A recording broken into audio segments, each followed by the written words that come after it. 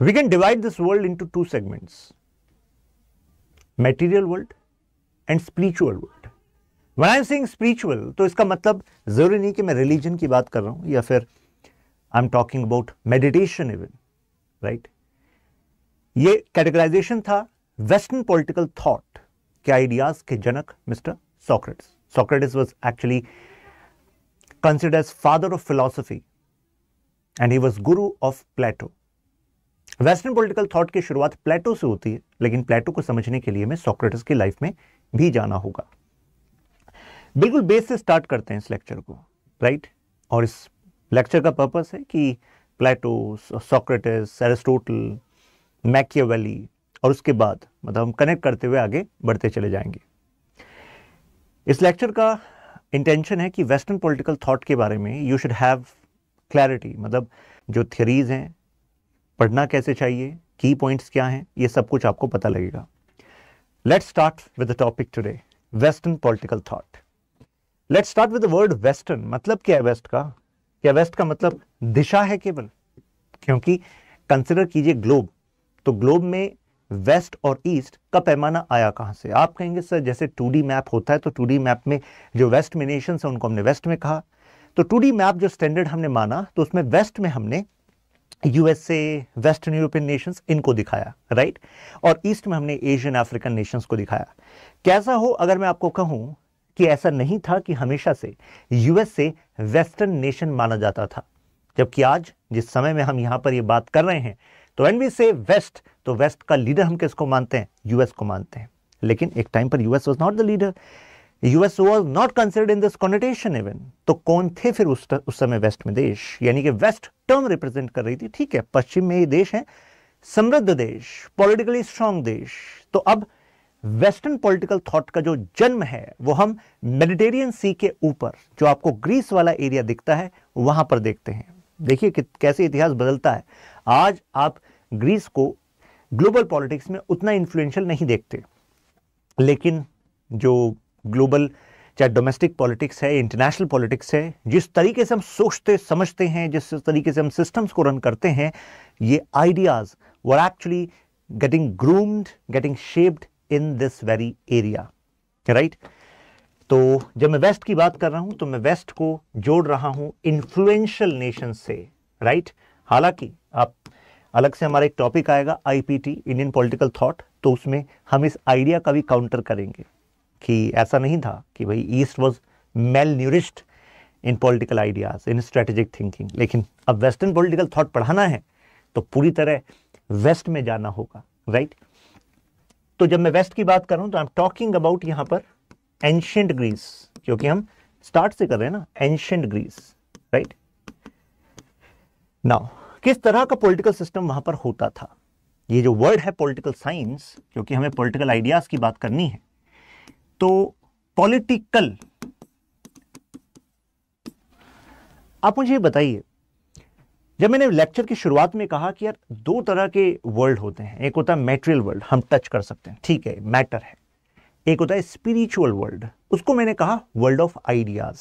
Ideas तो शायद कुछ लोग कहेंगे नहीं नहीं ऐसा कहां है, मैटेरियल वर्ल्ड ही तो है, ये सभी तो है. अच्छा, जैसे कि ये ग्रेविटी है, ये आपने सीखा, ठीक है, ग्रेविटी है, ये आप फिजिक्स में पढ़ लेते हैं, जानकारी लग जाती है, जी हाँ ये मैटेरियल वर्ल्ड का एक प्रिंसिपल है, राइट? लेकिन आपको नहीं लगता मैटेरियल वर्ल्ड को जो रन किया जाता है वो कुछ थॉट्स के आधार पर किया जाता है?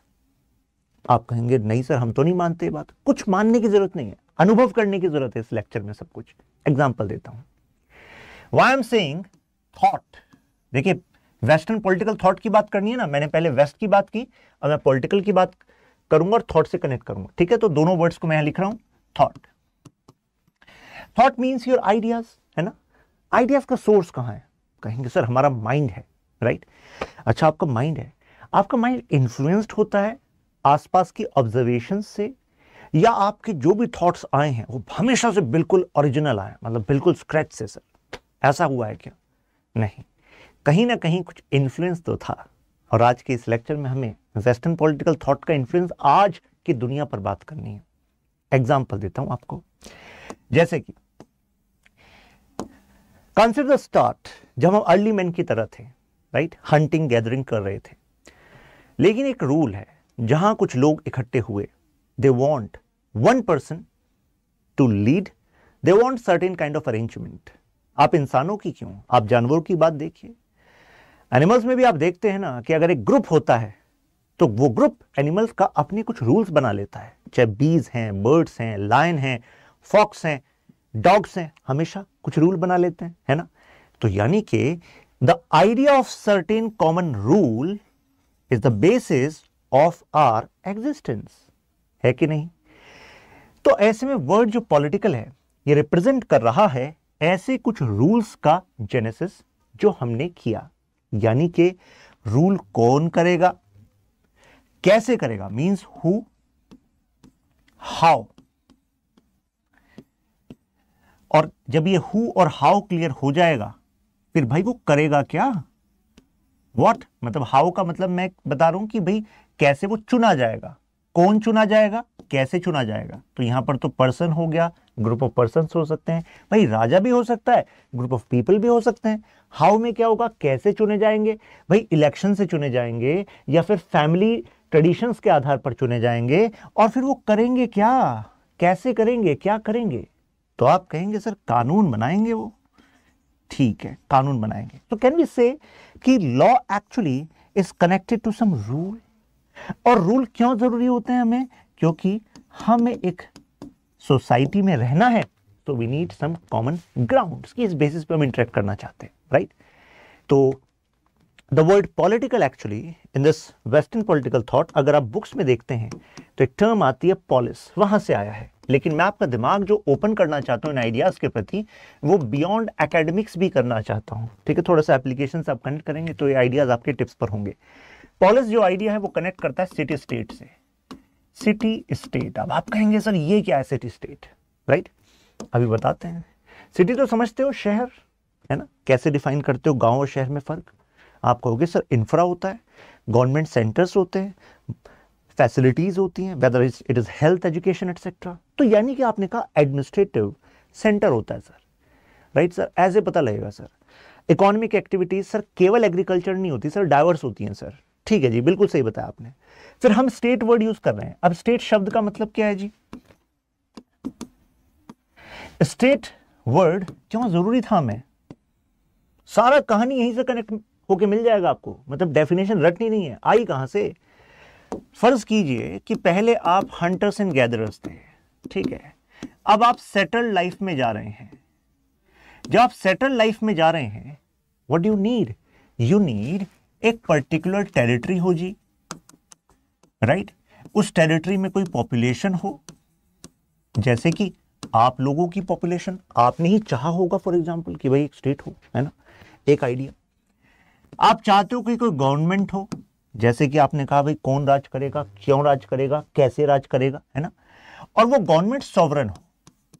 आप कहोगे सर ये सॉवरन क्या चीज है, मैंने 4 ही एलिमेंट बताए हैं स्टेट के, 4 एलिमेंट, टेरिटरी, पॉपुलेशन, गवर्नमेंट और सॉवरन। और इसका भी क्यों है, क्यों का भी आंसर है, कारण क्या है। जो ये लोग हैं, जो लोग यहां पर डिसाइड कर रहे हैं कि राज कौन करेगा, तो मुझे बताओ जब ये लोग डिसाइड कर रहे हैं, ये लोग मान रहे हैं कि जी हाँ हम इसके अंडर रहते हैं जी, ये हमारे लिए कानून बनाता है जी, तो क्या ये व्यक्ति सभी के लिए उतना ही कमिटमेंट रखेगा जो भी उसकी टेरिटरी में आ जा रहे हैं, या फिर जो ओरिजिनल इनहेबिटेंट्स हैं, जिसको हम आम भाषा में नागरिक कहते हैं, उसके तरफ ज्यादा यू कैन से कमिटमेंट रखेगा। ज्यादा कमिटमेंट तो भाई सिटीजन्स के प्रति होगा, कारण कंट्रीब्यूशन भी तो सिटीजन्स का ज्यादा है, तो कमिटमेंट भी ज्यादा होगा, है कि नहीं। तो ये डिफाइन करना जरूरी था कि टेरिटरी होगी, पॉपुलेशन होगी। आपको अगर टेरिटरी डिफाइन करना क्यों जरूरी था, अरे इसलिए जरूरी था, जब आप कह रहे हो लॉ बनाएगा, रूल बनाएगा, लॉ कब तक कहां तक लगेंगे, ऐसा थोड़ा ना हमने कह दिया रूल लागू होंगे North America, South America, Africa, हर जगह, ऐसा थोड़ी ना है। क्यों, क्योंकि this is based on whether these people are agreeing to be ruled under this person. Influence का एरिया भी तो सीमित हो सकता है ना, क्योंकि अलग अलग एरिया में अलग अलग ग्रुप ऑफ पीपल हो सकते हैं, है कि नहीं। तो इस वजह से यहां पर हमें एक स्पेसिफिक टेरिटरी की बात करनी जरूरी होती है, पॉपुलेशन की बात करनी जरूरी होती है, जो जिम्मेदार भी होती है और सरकार की उनके प्रति जिम्मेदारी भी होती है। गवर्नमेंट की जरूरत होती है जो लॉ बना सके, इंप्लीमेंट कर सके, और अगर कॉन्फ्लिक्ट हो तो एडजुडिकेट कर सके, है कि नहीं। और सोवरेनिटी की क्यों जरूरत होती है, वो इस वजह से जरूरी होती है क्योंकि command of sovereign is considered as law. जैसे कि अगर आप कहने लगो कि ये मैंने आदेश कर दिया है कि ऐसा हो, ऐसा थोड़ा ना हो जाएगा दुनिया में। दुनिया में कब, मतलब आपकी टेरिटरी में कब किसके हिसाब से कैसा होगा वो डिसाइड करेगी गवर्नमेंट, राइट। तो इस वजह से इस गवर्नमेंट को सुप्रीम बनाना पड़ेगा, तभी तो ऑर्डर स्टैब्लिश होगा। अगर हर कोई अपने हिसाब से कह रहा है कि ये भी कानून है ये भी कानून है, क्लैशेस हो जाएंगे, स्टेबिलिटी कैसे आएगी। तो यानी कि इन लोगों को पता था कि अगर स्टेबिलिटी लानी है तो ऐसे में कॉन्सेप्ट हमें चाहिए, ये 4 एलिमेंट हमारे होने चाहिए, स्टेट की डेफिनेशन में आए। अब आप कहोगे सर ये सिटी क्यों नहीं लिखा जा रहा था? कारण ये था उस समय पर छोटे छोटे जो शहर होते थे उसके स्तर पर जो सरकार होती थी वो अपने आप में सॉवरन होती थी। एग्जांपल दूं, जैसे कि अगर मान लो आज कोई एक शहर है हमारे यहां पर, वो कहने लगे कि भाई मैं अपने आप में सॉवरन हूं, मतलब मैं अपनी defence policy, foreign policy, communication etcetera मैं खुद ही देखूंगा, तो हम कहेंगे भाई देखो इंडिया में तो ऐसा हो नहीं सकता, क्योंकि इंडिया में सॉवरन कौन है? हमारे कॉन्स्टिट्यूशन के हिसाब से डिसाइडेड है, इंडियन गवर्नमेंट इज सॉवरन, है ना। और भाई अलग अलग रेस्पॉन्सिबिलिटीज हमने शेयर कर रखी डिफरेंट लेवल ऑफ गवर्नमेंट में। तो यानी कि आज ये वर्ड पॉसिबल नहीं है इंडिया के कंटेक्स्ट में, क्योंकि आज जिस समय में हम हैं वहां पर नेशन का आइडिया पॉपुलर है, नेशन स्टेट का आइडिया पॉपुलर है। और मैं अभी कहां पर हूं आपके साथ? मैं हूं आपके साथ एंशिएंट ग्रीस में, राइट। छोटे छोटे सिटी स्टेट जैसे स्पार्टा और आपका एथेंस, ऐसी इटली की तरफ जाएंगे, फ्लोरेंस, मैपल्स, पेपल स्टेट, मिलान। तो आज तो उन सब देश, उन सब सिटी स्टेट को मिलाकर आप इटली देखते हैं वहां पर, लेकिन उस समय कॉन्सेप्ट ही क्या था? सिटी स्टेट का था। आप कहेंगे सर ये कॉन्सेप्ट बनते क्यों थे, ऐसे क्यों होते थे सर, बदल क्यों रहे हैं समय के साथ? बस मैं यही चाह रहा था आपके अंदर ये सवाल आए, क्योंकि इससे आप कनेक्ट हो जाओगे थर्ड वर्ड से, थॉट से। वो इस वजह से है कि किसी समय में कौन सा थॉट प्रेवेलेंट है। मुझे लगता है आप इस बात से तो एग्री करेंगे कि जो मेटेरियल वर्ल्ड है वो भी कहीं ना कहीं हमारे थॉट से शेप होता है, कहीं ना कहीं, काफी हद तक। आप कहोगे सर हम तो नहीं मानते, मैं बिल्कुल ऐसी स्टूडेंट्स चाहता हूं जो बिल्कुल ना माने, अनुभव करें। एग्जांपल दूं आपको, जैसे एक समय पर किंग का रूल होता था कितनी सारी जगह पर, यानी कि जो पॉलिटिकल सिस्टम था, हु में क्या था? किंग था। और किंग क्यों करे राज?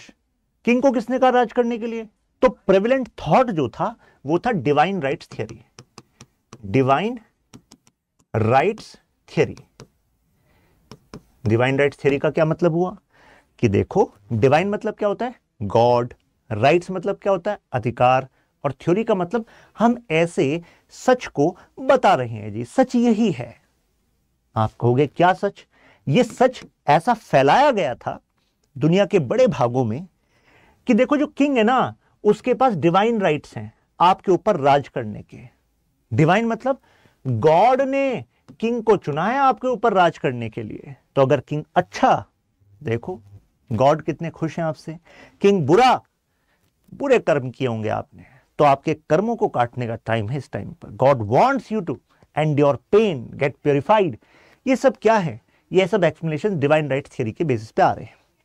लेकिन आप लॉजिक से कनेक्ट कीजिए कि अल्टीमेटली मैंने यहां पर एक वर्ड यूज किया था कि जो स्टेट है उसको बनाने का पर्पस क्या था? स्टेबिलिटी। और आपको नहीं लगता कि ये डिवाइन राइट्स थियरी ये थॉट ही तो था, लेकिन इससे किंग के पास पावर आ गई। मेटेरियल वर्ल्ड में भाई किंग के पास पावर आ गई, है कि नहीं? और ये कहा गया कि अगर राजा अच्छा तो ठीक, बुरा तो भी ठीक। तो यानी कि इससे स्टेबिलिटी बनी रहेगी कि नहीं रहेगी? बताइए आप। अरे बिल्कुल बनी रहेगी। क्यों? अगर आप किंग के खिलाफ जा रहे हो तो मतलब आप किसके खिलाफ जा रहे हो? गॉड के खिलाफ जा रहे हो। लोगों के अंदर अगर अपने विश्वास ये डाल दिया तो काम हो गया, अब तो राज आसानी से कर लोगे आप, है कि नहीं? फिर थॉट चेंज भी होती है। कारण तभी मैंने शुरू में एग्जांपल दिया, ये ग्रेविटी है। ग्रेविटी का रूल ऐसे ही रहेगा। 10 साल पहले भी, 20 साल पहले भी न्यूटन ने बनाया था, न्यूटन ने जब एक्सप्लेन किया था तब भी ऐसा ही था। लेकिन थॉट जो है बदलती रहती है। अरे सुबह से लेकर शाम तक आपकी थॉट बदल जाती है कि नहीं? तो जो प्रिविलेंट थॉट्स होती हैं किसी भी समय की, वो डिसाइड करती हैं कि हम किस तरह के समाज में, किस तरह की पॉलिटिक्स को देखेंगे। यानी कि यहां पर थॉट, अब जैसे देखा गया कि कई जगह पर एक्सप्लोइटेशन देखा गया, जैसे मिडीवल टाइम में ये बहुत पॉपुलर आइडिया था यूरोप में। लेकिन जब मॉडर्न टाइम आया तो मॉडर्न टाइम का फीचर क्या हुआ? मॉडर्न टाइम मतलब कैसे पता लगाते हैं कि क्यों हम किसी समय को मॉडर्न कहें? क्यों कहें? मर्जी हमारी, क्यों कहें? मतलब अगर हमने मर्जी से कहा तो कुछ ना कुछ रीजन तो होगा ना। The reason was that there was an emergence of rationality. आप कहोगे ये क्या बात होगी, रेशनैलिटी कैसे इमर्ज हो गई? मतलब ये है, रेशनैलिटी का मतलब होता है लॉजिक। तो आप कहोगे सर लॉजिक तो हमें भी पता है, लेकिन ये मॉडर्न में कैसे, अभी बताते हैं। शांति पकड़िए जरा, सुनिए। मिडिवल टाइम में देखा गया कि ये divine rights theory, it was leading to exploitation of common people, and common people were not having the conceptions like rights like you people enjoy as of now, कि जी फंडामेंटल राइट्स में। वहां पर नहीं होता था मिडिवल टाइम में। Medieval time में आप कह दोगे ना किंग के सामने मेरा फंडामेंटल राइट है, किंग कहेगा जरा इसको गायब करो, गायब हो जाओगे आप, कहेगा ये तो राजद्रोह करा सकता है, गायब करो इसको। तो कहने का मतलब है उस समय ड्यूटीज पर ज्यादा फोकस होता था। तो यानी कि आज अगर हमारे कॉन्स्टिट्यूशन में फंडामेंटल राइट का कॉन्सेप्ट है, तो we should be thankful to this chapter, to the people about whom we are going to learn in this chapter. उनका थॉट था, फिर वो रिफाइन हुआ, फिर वो थियरी बन गया कि हाँ जी यही रियलिटी होनी चाहिए, फिर वो अप्लाई होने लगा दुनिया में जगह जगह। तो फंडामेंटल राइट, जिसकी वजह से आप सरकार से आंख में आंख लड़ाकर कह सकते हो कि देखो सरकार, कॉन्स्टिट्यूशन में लिखा हुआ है पहली line, we the people of India, हम भारत के लोग खुद को दे रहे हैं कॉन्स्टिट्यूशन, तो सोर्स ऑफ पावर हम हैं, राइट। तो ये भी कहां से आप आया, इन थॉट से आप आया। यहां पर जब मैं आपको रूसो के बारे में बताता हूं, वहां से आया वी द पीपल, राइट। तो कहने का मतलब है इस एक्सप्लॉयटेशन का सोल्यूशन ढूंढना था। यहां पर हमने देखा कि जो सेंटर ऑफ लाइफ था लोगों की, वो गॉड था। और गॉड को एक्सप्लेन अगर मैं यूरोप का एग्जांपल करूं तो कौन कर रहा था, चर्च कर रहा था। Church was having immense power in religion as well as state affairs, यानी कि राजाओं को भी इन्फ्लुएंस कर सकता था चर्च। चर्च का एक्सप्लेनेशन जो भी हुआ कि भाई कोई मान लीजिए पेंडेमिक है तो ठीक है जी ये हम प्रेयर करेंगे, लेकिन पता लगा जैसे जैसे समय बदल रहा था, कई लोगों ने एक्सपेरिमेंट करने स्टार्ट किए and they were able to find medicine for curing those disease. तो इन्होंने कहा यार हमने तो अपने लॉजिक से मेडिसिन खोज ली, आप कह रहे थे बस यही हमारी डेस्टिनी है। तो ऐसे में सवाल उठने लगा। मिडिवल टाइम और मॉडर्न टाइम का सबसे बड़ा डिफरेंस पता क्या है? मिडिवल टाइम में जो ट्रुथ है, it was actually based on idea of God. But modern time में क्योंकि लॉजिक से हमने कितनी सारी जगह पर चर्च ने जो भ्रांतियां फैलाई थी तो उनको कटाक्ष किया, कैप्लर ने, गैलीलियो ने, ऐसी मॉडर्न टाइम में कितने सारे लोगों ने। तो एक बिलीफ हो गया कि भाई man by nature is rational, dependent होने की जरूरत नहीं है इस पर। बताया गया कि धरती फ्लैट है जी, एक्सपेरिमेंट किया। मॉडर्न टाइम कुछ नहीं है, कोई ऐसी डिक्लेरेशन नहीं है। मेन बात है कि यह समय ऐसा था कि जब ज्यादातर लोगों ने अपने एक्सपेरिमेंटेशन से, अपने व्यूज से इस समय की बातों को झुटला दिया और एक नया सच क्रिएट कर दिया। एक्सपेरिमेंटेशन, तो पता लगा तुम तो झूठ ही बोल रहे थे, वो था ही नहीं सच। तो अब मॉडर्न टाइम का फीचर है कि ट्रुथ कैसे डिफाइन होने लगा, ट्रुथ साइंस से डिफाइन होने लगा। और इसी वजह से जब भी आप इस चैप्टर को पढ़ोगे तो आप देखना कि जैसे मैं सोक्रेटिस की बात करूंगा, प्लेटो की बात करूंगा, एरिस्टोटल की बात करूंगा, तो हर कोई जो है अपने आप को, ठीक है, वो फिलॉसफी के एंगल से बात करेगा। मेनली प्लेटो, कुछ हद तक एरिस्टोटल, फिर कुछ हद तक मैकियावेली। लेकिन जैसे ही, क्योंकि मैकियावेली एक्चुअली कहां पर थे, ये मिडिवल और मॉडर्न टाइम के बीच में पैदा हुए थे। तो आप सबको तो ये तो पता होगा कि भाई देखो, हम सब जो भी विचार रखते हैं तो कहीं ना कहीं हम पर जो प्रभाव है अपने समय का रहता है। भाई आपके साथ धोखा हो गया तो जाहिर सी बात है जो नेक्स्ट है, नेक्स्ट आप क्या करोगे, नेक्स्ट आप सोचोगे कि यार, वो कहते हैं ना कि जो कुछ ऐसा होता है ना, दूध का जला छाछ को भी फूक फूक के पीता है, वैसा। तो ऐसे में मतलब हमारे व्यूज इन्फ्लुएंस होते हैं हमारे समय के सर्कमस्टेंसेस से। उसके बाद के थिंकर्स को जब आप पढ़ते हो वेस्टर्न पॉलिटिकल थॉट में, जैसे हॉब्स, लॉक, मिल, तो इन सब थिंकर्स को देखना, हर कोई अपने आप को साइंटिफिक प्रूव करने में लगा हुआ है, कह रहा है मेरी थ्योरी साइंटिफिक, मेरी थ्योरी साइंटिफिक है। क्यों कह रहे हैं? आज आपका दिमाग खुलेगा कि वो इस वजह से क्योंकि मॉडर्न टाइम में दुनिया में कॉमन बिलीफ ये होने लगा था कि भाई ट्रुथ जो है वो साइंस से ही पता लगता है। तो अगर अपनी थ्योरी को एक्सेप्टेबल बनाना है, उसको एक सॉल्यूशन की तरह पेश करना है, तो उसको साइंटिफिक लाइंस पर बताना होगा, उसको लॉजिकल बताना होगा। क्लियर है? ये बात क्लियर है? ग्रेट। तो यहां तक आपको कहानी क्लियर हुई। अब बीच में मैं आपके जो कुछ क्वेश्चन है उनका सोल्यूशन दे देता हूं। आपके ज़्यादातर बच्चों के एडमिशन से जुड़ा हुआ सवाल पूछ रहे हैं। देखिए, देवा सिंह, मैं आपको जानकारी दे दूं क्योंकि ये बहुत बहुत बहुत ज़रूरी जानकारी है। स्टडी आईक्यू की वेबसाइट पर आप जाएंगे तो इस समय अभी तक की सबसे बड़ी सेल चल रही है। तो अगर आप यूपीएससी क्रैक करने के बारे में सोच रहे हैं या सोचेंगे, तो this is the best opportunity. कारण क्योंकि ह्यूज ड्रॉप हो गया है अभी कुछ समय के लिए, केवल कुछ समय के लिए। तो आप जैसे ही टैप करेंगे और बैच पर जाएंगे तो इंडिया का only one stop solution batch P2I GS के लिए, जिसमें प्रीलिम्स, मेंस, इंटरव्यू, बीच में जो गैप्स होते हैं, बच्चों के प्रॉब्लम्स आते हैं, उन सब का सॉल्यूशन इसमें है। बुक्स आपके घर पे, notes hand written, typed, prelims test, mains test, answer writing session, doubt session, personal mentor जो आपको मोटिवेट भी रखे और आपके डाउट भी सॉल्व करे, Gyanvani sessions with former IAS officer mister Anil Swarup and other bureaucrats. तो ये सब कुछ इसमें। यहां पर आपको फीस 42,000 दिख रही है, लेकिन आप यहां पर अभी के अभी जाकर TYAGILIVE कोड लगा लेंगे तो this is the opportunity, seize कर लीजिए। और अभी 26,999 में आपको ये सब कुछ मिल रहा है, 2 साल की वैलिडिटी के लिए मिल रहा है, सारे अपडेट्स आपको मिलते रहते हैं। ये अपने आप में अकेला एक ऐसा बैच है जो मेरिट तक आपकी जिम्मेदारी लेता है। कारण जैसे आप प्रीलिम्स क्लियर करते हैं तो हम आपको अपने पास यहां पर बुला लेते हैं। आपका रहना खाना everything is going to be taken care by Study IQ. Mains की रिगरस प्रिपरेशन आपको सामने बैठाकर कराई जाती है, इंटरव्यू की प्रिपरेशन कराई जाती है, देन आप इंटरव्यू क्लियर करते हैं। तो दिस इज द बैच।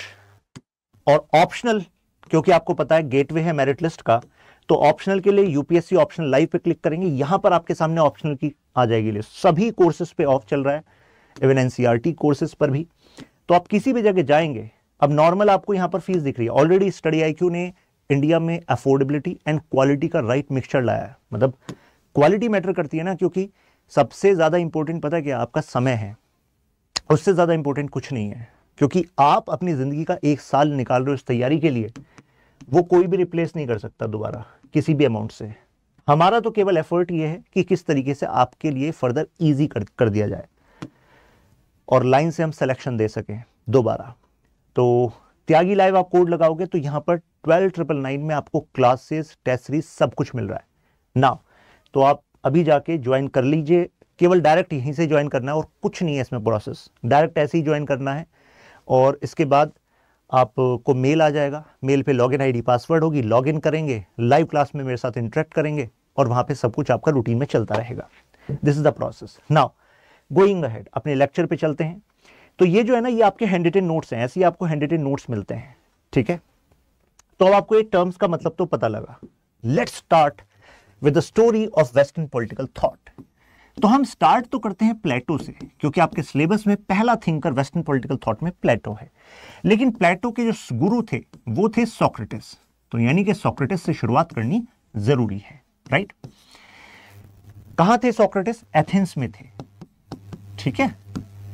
और actually initially he was a stone mason, then served in military and then became a teacher. लेकिन टीचर अपने आप में यूनिक थे ये, कारण ये प्रवचन नहीं करते थे कि एक टॉपिक है, इसके बारे में जानकारी है, इसको ले लो, नहीं। What he used to do, he would actually use a method of dialectics. Dialectics का इस्तेमाल करते थे, राइट।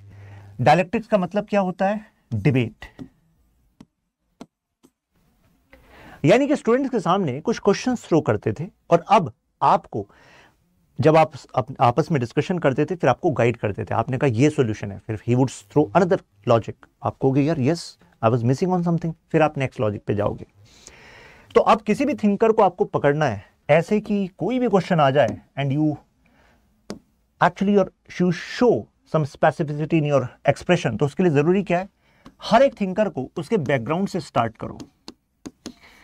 केवल थ्योरी रटने की जरूरत नहीं है, थ्योरी तो टिप्स पे हो जाएगी आपके, अभी के अभी आपको पता लगेगा, ठीक है।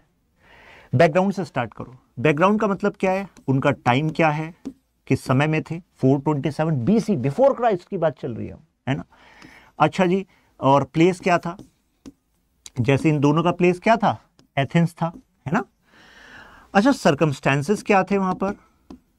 किन सर्कमस्टेंसेस में हम इन दोनों को देख रहे थे? तो सर्कमस्टेंसेस क्या थे? सोक्रेटिस का कंसर्न था कि एथेंस में जो एजुकेशन सिस्टम है वो वहां के लोगों को वीक कर रहा है। प्लेटो का भी यही कंसर्न था। प्लेटो ने देखा था कि कैसे एथेंस स्पार्टा से युद्ध में हार गया था। युद्ध का नाम था पेलोपोनेशियन वॉर और उसमें हार गया था एथेंस। अब किसी का मदरलैंड हार जाए तो आपको पता है जीतने वाली ताकतें बाइंडिंग कंडीशंस लगा देती हैं, और गुलाम देश में कभी आपको लगता है कि वैसी तरक्की हो पाएगी जैसे वो कर सकता था? नहीं। तो इसी वजह से प्लेटो एज अ थिंकर का फोकस था कि यार इसको ना आइडियल नेशन बनाना है, राइट। आपको ना थोड़ा सोसाइटी के बारे में पता होना चाहिए कि सोसाइटी कैसी थी भाई उस टाइम पर। जैसे कि उस समय की सोसाइटी मास्टर क्लास और स्लेव क्लास में डिवाइडेड थी। Masters and slaves, masters propertied class and slaves जो कि खुद मास्टर की प्रॉपर्टी माने जाते थे। मेजर जो उनके इकोनॉमिक सिस्टम था वो एग्रीकल्चर बेसिस था। इकोनॉमी बात करें एग्रीकल्चर बेस्ड। शायद आप में से कुछ लोग सोचें सर इसकी क्या जरूरत है सर पता करने की? लॉजिक है, कारण मैं कहता हूं किसी भी पॉलिटिकल साइंस में किसी भी चैप्टर को रटने की जरूरत नहीं है पर से। अगर आपने रूट से पकड़ लिया ना पॉलिटिकल साइंस को तो ये सब कुछ टिप्स पे है। हमने क्यों इसकी बात की? क्योंकि प्लेटो के बाद जब एरिस्टोटल के विचारों को जानेंगे तो उसमें जब वो लॉजिक बताते हैं कि स्लेवरी जरूरी क्यों है समाज के लिए, तो आप वहां पर एग्रीकल्चर का लॉजिक पढ़ते हो, है ना। तो जब हम सोसाइटी के इन सभी फैक्टर्स को पहले से ही जानकर चलेंगे तो आपको नहीं लगता है स्टेप बाय स्टेप हमारी बिल्डिंग बड़ी स्ट्रांग होगी, है ना, इस वजह से। तो ये तो हो गई भाई बैकग्राउंड वाली बात। और क्या पता होना चाहिए? और पता होना चाहिए इन्फ्लुएंस। मतलब क्या हुआ? यानी कि उस पर्टिकुलर थिंकर पे किस किस का इन्फ्लुएंस था। जैसे प्लेटो पर हम पाइथागोरस का इन्फ्लुएंस पढ़ते हैं। आप में से कुछ लोग कहोगे सर पाइथागोरस थ्योरम तो हमने पढ़ी थी बचपन में, क्या मैथ्स आ गई यहां पर? नहीं नहीं, पाइथागोरस के आइडियाज मैथ्स और ज्योमेट्री में तो यूज होते ही थे and he was having philosophical views as well, right. तो उन्होंने इन्फ्लुएंस किया था प्लेटो को, वो जानते हैं। ऐसे ही हेराक्लाइटस। अब ऐसा नहीं कि इन सभी नामों को कुछ आपको डिटेल में यहां पर रटना होता है इनको, क्योंकि आप स्टोरी की तरह पढ़ते हैं तो एक एक कीवर्ड से आप समझ जाते हैं कि इन्फ्लुएंस था क्या, ठीक है। ऐसे ही आप पढ़ते हैं परमेनाइडस के बारे में अभी, और ऐसे ही आप पढ़ते हैं सोक्रेटिस के बारे में। सोक्रेटिस के बारे में तो मेन हमें पढ़ना ही होता है क्योंकि मेजर इन्फ्लुएंस किसका था? सोक्रेटिस का था। इन्फ्लुएंस के बाद हमें पता होना चाहिए बुक, या फिर हम कह सकते हैं वर्क, क्योंकि आंसर में मार्क्स कमाना है तो एग्जैक्टली अगर हमें पता है कि इस बुक में क्या क्या कीवर्ड थे। अब पूरी बुक थोड़ी ना पढ़नी है हमें, फॉर एग्जांपल प्लेटो की, हमें तो वो आइडियाज पढ़ने हैं जो हमारे सिलेबस में है ना। तो जैसे रिपब्लिक, कंसर्निंग जस्टिस, मतलब कंसर्निंग जस्टिस का सबटाइटल था, रिपब्लिक हुई, स्टेट्समैन हुई, द लॉज हुई। तो ये केवल मैं आपको अभी बता रहा हूं अप्रोच की तरह, अभी तो हम आगे डिटेल में जानेंगे, ठीक है। और इसके बाद आपको फिर जब आप ये जान ही रहे हो उसके बाद आप थ्योरी पर जाओ। थ्योरी का मतलब इनके एजुकेशन पर क्या आइडियाज है, एजुकेशन की थ्योरी क्या है, जस्टिस की थ्योरी क्या है, कम्युनिज्म की थ्योरी क्या है, सब चीजें आपके टिप्स पर हो जाएंगी अगर आपके दिमाग में स्ट्रक्चर है कि पढ़ना क्या होता है, कहां से कैसे क्वेश्चन आते हैं, पढ़ना क्या होता है और कहां से कैसे क्वेश्चन आता है। और आपको बता दूं जब आप पीएसआर ऑप्शन ज्वाइन करते हो मेरे साथ तो आपको एक पीएसआर बेसिक किट देता हूं मैं। उस बेसिक किट में हर एक टॉपिक से जो पीवाईक्यूज आए हुए हैं वो पीवाईक्यूज का कंपाइलेशन दिया हुआ है। तो जब आप किसी भी टॉपिक को उठाएं तो पहले पीवाईक्यूज को देख लेंगे तो आपको नहीं लगता आप थोड़ा ज़्यादा सिंसेरिटी से क्लास में आएंगे, तो आपको पता होगा कि यार इस एक लेक्चर की वैल्यू जो है वो कम से कम 20 मार्क्स है, तो आप ज़्यादा सिंसियर होंगे, है ना, उससे ज़्यादा वैल्यू डिराइव कर पाएंगे। ऐसे ही आपकी थ्योरी ऑफ सोल है, ठीक है, और ऐसे ही थ्योरी ऑफ आइडियाज़ है, थ्योरी ऑफ फॉर्म की हम इसमें बात करते हैं। तो कहने का मतलब है उसके बाद थियरीज। आप कहेंगे सर बस हो गया काम खत्म? मैंने क्या कहा कॉम्प्रिहेंसिव। अगर क्रिटिकली एनालाइज वाला क्वेश्चन आएगा तो जाहिर सी बात है उसको आंसर करने के लिए हमें क्रिटिक्स भी समझ लेने चाहिए, जैसे कि कार्ल पॉपर क्या कह रहे थे, एरिस्टोटल क्या कह रहे थे खुद प्लेटो के विरोध में। तो जब आप ये थोड़ी अप्रोच अपने दिमाग में हर एक थिंकर से पहले रखते हो ना तो वेस्टर्न पॉलिटिकल थॉट आपके टिप्स पे आ जाती है और अल्टीमेटली हमारा ऑब्जेक्टिव यही है ना। तो चलो बस इसी जर्नी के हिसाब से चलते हैं। इस तरीके से आपको ये जो नोट्स हैं आपके, एक डिटेल नोट्स आपको मैं देता हूं, ये हैंड रिटन नोट्स हैं आपकी क्लास के। तो beautifully written hand written note सब कुछ आपको यहाँ पर इसमें मिलता रहता है, ठीक है।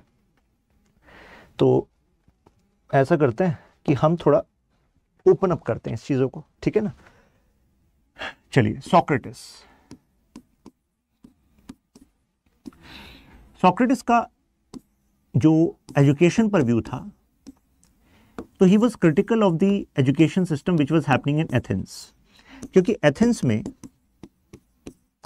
उस समय प्राइवेटाइजेशन था एजुकेशन का। अब बताओ, अगर प्राइवेटाइजेशन होगा तो क्या गरीब आदमी पढ़ सकता है? नहीं पढ़ सकता। तो यानी कि वहां पर अमीर आदमी पढ़ पाएगा।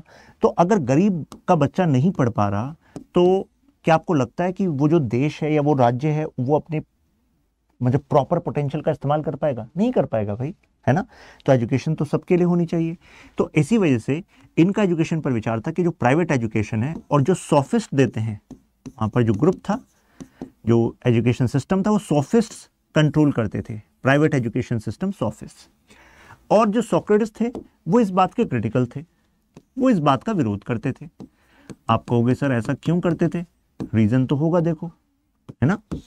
देखो, सोफिस्ट एक तो प्राइवेट थे और दूसरा प्लेटो का मानना था they are burgling the new generation. ऐसा क्यों?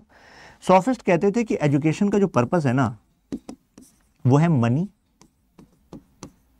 पोजीशंस। पोजीशंस का मतलब समझ रहे हो आप? पावर,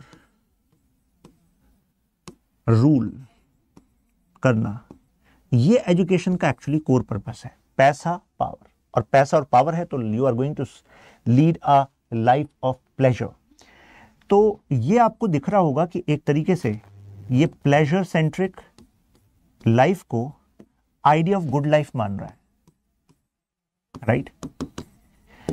और हम सबके जो एक्शंस होते हैं वो इस आधार पर डिसाइड होते हैं कि हम गुड लाइफ किसको मानते हैं।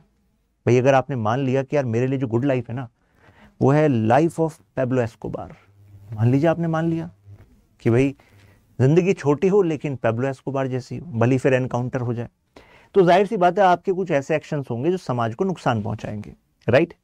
तो मनी और पोजीशन और इसके पीछे जो यूथ जो पढ़ रहा है और इसी के प्रति बढ़ रहा है, तो आपको नहीं लगता वो देश को नुकसान पहुंचा सकता है?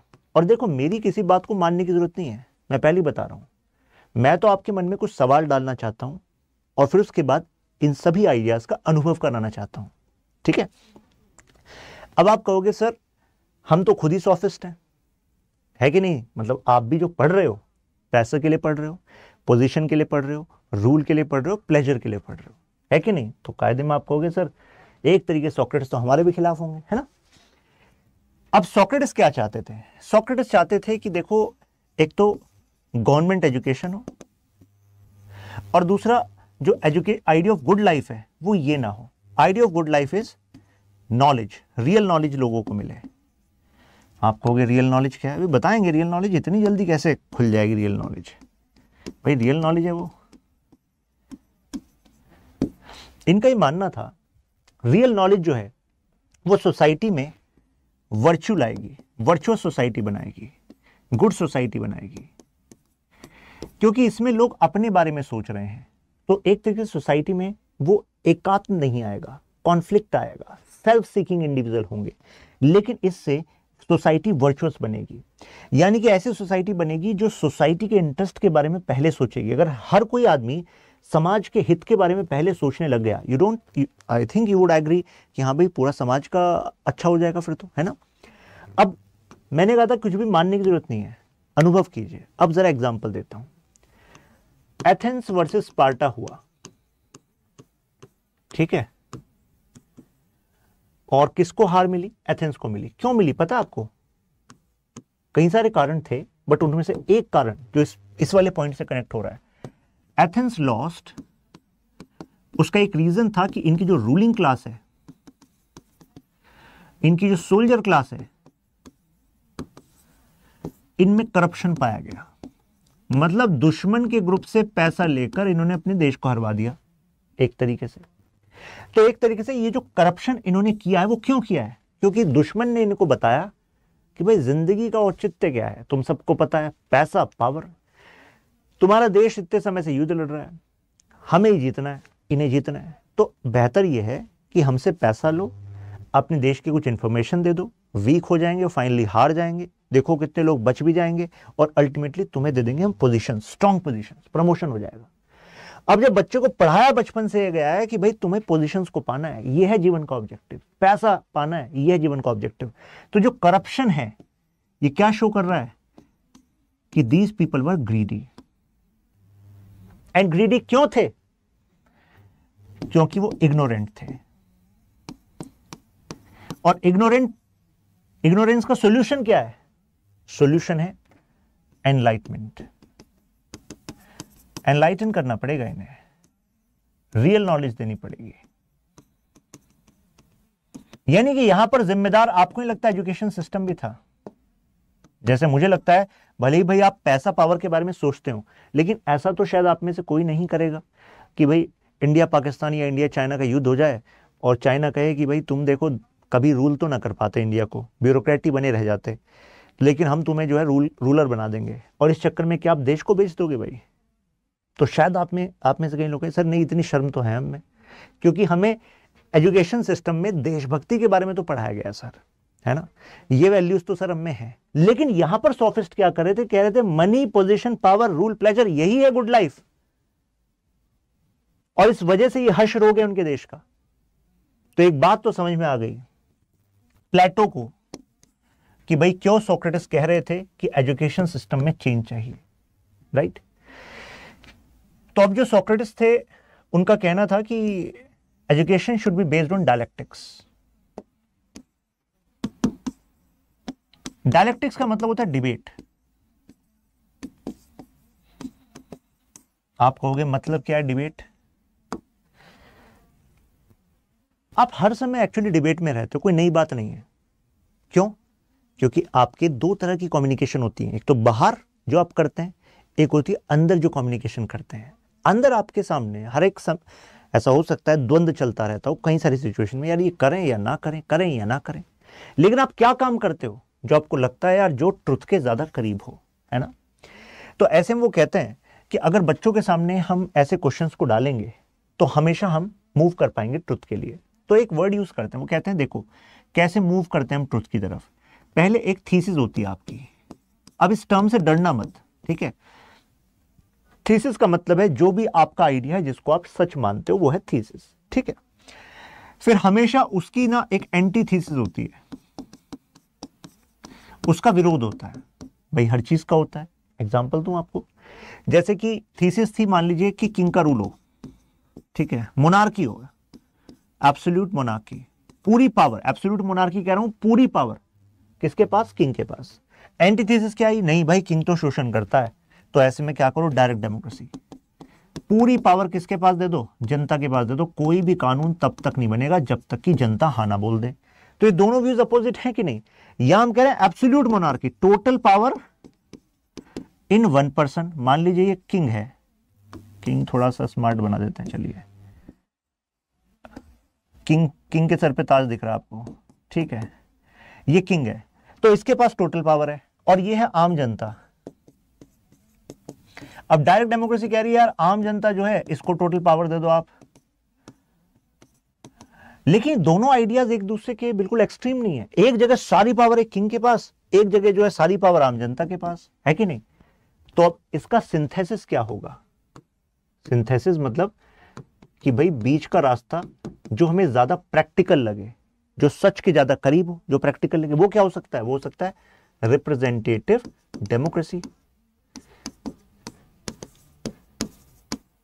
रिप्रेजेंटेटिव डेमोक्रेसी का मतलब क्या है? कि भाई सारी पावर ऐसा भी नहीं सभी लोगों में बटी हुई है, कोई भी कानून तब तक नहीं बनेगा जब तक सबसे वोट नहीं लेंगे, लेकिन हाँ ऐसा करते हैं कि ये लोग जो है ना ये अपने रिप्रेजेंटेटिव को चुन लेंगे, ठीक है, ये लोग अपने रिप्रेजेंटेटिव को चुन लेंगे, और ये जो इनके रिप्रेजेंटेटिव हैं कुछ, ये एक्चुअली कानून बनवाएंगे। तो एक बीच का रास्ता हुआ कि नहीं हुआ? तो यानी कि हम अपने अंदर और अपने समाज में चल रहे द्वंद्व का एक्चुअली इस तरीके से we actually move, right, we move towards truth. लेकिन उसके लिए जरूरी है कि ये एंटीथीसिस और थीसिस के बीच में डिबेट हो। और अगर मान लिया कि नहीं जी जो हम कहते हैं वही सच है, तो आपको नहीं लगता हमारी जिंदगी की जो प्रोग्रेस है, अगर वो कोई चीज रोक रही है, वो पता क्या रोक रही है? सर्कमस्टांसेस नहीं रोक रहे, फीलिंग्स नहीं रोक रही है। सर्कमस्टांसेस, फीलिंग्स ये तो टेम्पररी होती हैं, अगर कोई आपकी ग्रोथ को रोक रहा है, वो है आपका fixed mindset about you. Fixed mindset about you. You have certain limitations which you have set on your mind due to your experiences. आपने मान लिया कि भाई मेरे इससे पहले का एक्सपीरियंस ये थे, तो मैं तो डिबेट करूंगा ही नहीं इस मुद्दे पे कि मैं क्या क्या कर सकता हूं. और अगर करेंगे भी तो वो बेसिकली आप क्या कर रहे हैं, वो temporary motivation kind of thing. मतलब अंदर से you are not shifting your core beliefs. तो डिबेट जब होती है अंदर, तब जाकर हम बेटरमेंट की तरफ जा सकते हैं, राइट. तो डिबेट जरूरी है. इससे स्टूडेंट्स में क्या डेवलप होगा? क्रिटिकल रीजनिंग डेवलप होगी. और क्रिटिकल रीजनिंग डेवलप होगी तो they would be able to question every established truth. अब आप खुद सोचो कि अगर सोक्रेटिस ऐसा ज्ञान दे रहे थे कि यूथ में क्रिटिकल रीजनिंग डेवलप कराओ, वो हर एक चीज जो एथेंस में चल रही है उसको केवल सच ना मान ले, तो ये एथेंस के लिए अच्छा था कि बुरा था? बताइए आप. अच्छा था कि बुरा था? आप खुद कहोगे सर ये तो अच्छा था. लेकिन सोक्रेटिस पर आरोप लगे कि आप यूथ को भड़का रहे हो, सिस्टम के प्रति हेट कर रहे हो, एक तरीके से आज के समय में सिडिशन मान लीजिए, उन पर सिडिशन लग गया. और वहां पर एक्चुअली जो मास्टर क्लास थी ना, उसी के लोग जो एक पार्लियामेंट नुमा बिल्डिंग होती थी, पैंथियन, वहां पर इकट्ठे होते थे और अब डिसाइड करते थे कि इसको क्या सजा, इसको दोषी माना जाए या ना माना जाए. और उसके सामने सोक्रेटिस, जब सोक्रेटिस पर आरोप लगा कि तुमने यूथ को भड़काया है और उस पर केस चलने लगा, तो सोक्रेटिस अपनी पैरवी खुद कर रहे थे और बाकी ये जनता थी जिसमें कई सारे रूलर्स, रूलिंग क्लास के लोग, नोबल्स ये थे. उस टाइम पर एथेंस में एक एलिमेंट ऑफ डायरेक्ट डेमोक्रेसी था. ध्यान रखिएगा, मैंने क्या कहा? Element of direct democracy. कहां था? एथेंस में. दुनिया के कई इलाकों में हमने उस समय और उसके बाद किंग का रूल भी देखा, मोनार्की देखी, एब्सोल्यूट मोनार्की देखी, लेकिन वहां पर एलिमेंट ऑफ डायरेक्ट डेमोक्रेसी था. ग्रीस में ये बात थी कि एलिमेंट ऑफ डायरेक्ट डेमोक्रेसी, यानी कि वहां पर जो कोर फैसले होने हैं, कानून बनाए जाने हैं, तो ये जो मास्टर क्लास है ना, ये एंगेज करेगी. लेकिन मुझे पता है, अब जैसे मैं लिखता हूं एलिमेंट ऑफ डायरेक्ट डेमोक्रेसी, तो आपके दिमाग में पता क्या आता है? सच सच बताना. आपके दिमाग में आएगा कि सर यानी कि सारी जनता जो है, जितनी भी इस टेरिटरी में रहती है सोक्रेट एथेंस के, वो सब के सब सर, उनके पास पावर होगी लॉ को बनाने की, राइट. अगर ये एथेंस है, सारी जनता के पास पावर होगी. सारी जनता के पास पावर नहीं है. बात तो यही है. इसमें से जो भी मास्टर हैं, केवल उन्हीं के पास पावर है इसमें एंगेज होने की. बाकी जो स्लेव हैं, स्लेव को कौन पूछ रहा है भाई? स्लेव भी तो वहां रहते हैं, लेकिन स्लेव को नहीं पूछ रहा. बताया था ना, सोसाइटी दो पार्ट में डिवाइडेड थी. अब ये मास्टर क्लास है, मास्टर में भी कुछ तो ट्रेडर होंगे भाई, जो व्यापार करते होंगे, कुछ ऐसे होंगे जो एक्चुअली ट्रूली इन्फ्लुएंस करते होंगे वहां की पॉलिसीज को, रूलिंग क्लास, है ना. तो अब ये लोग जो है खिलाफ थे सोक्रेटिस के, तो केस चला और फाइनली इन सब ने माना कि सोक्रेटिस दोषी हैं. सोक्रेटिस को सजा मिली कि आप जहर का प्याला पी लीजिए. अब यहां पर एक बहुत ही इंपॉर्टेंट इंसाइट मिलने वाली है आपको, जो आगे आगे मैं कनेक्ट करूंगा अदर थिंकर्स से भी. सोक्रेटिस को सजा मिलती है, जहर का प्याला पी लीजिए, लेकिन ग्रीक माइथोलॉजी के हिसाब से उस समय एथेंस में एक फेस्टिवल शुरू हो जाता है. अब वो कुछ दिन जो फेस्टिवल जब चलता है, फेस्टिवल डेज, तो उस दौरान कहा जाता है किसी को मौत की सजा नहीं दी जाएगी. तो यानी कि सजा मुकर्रर हो चुकी है, लेकिन अब वो अप्लाई होनी बाकी है.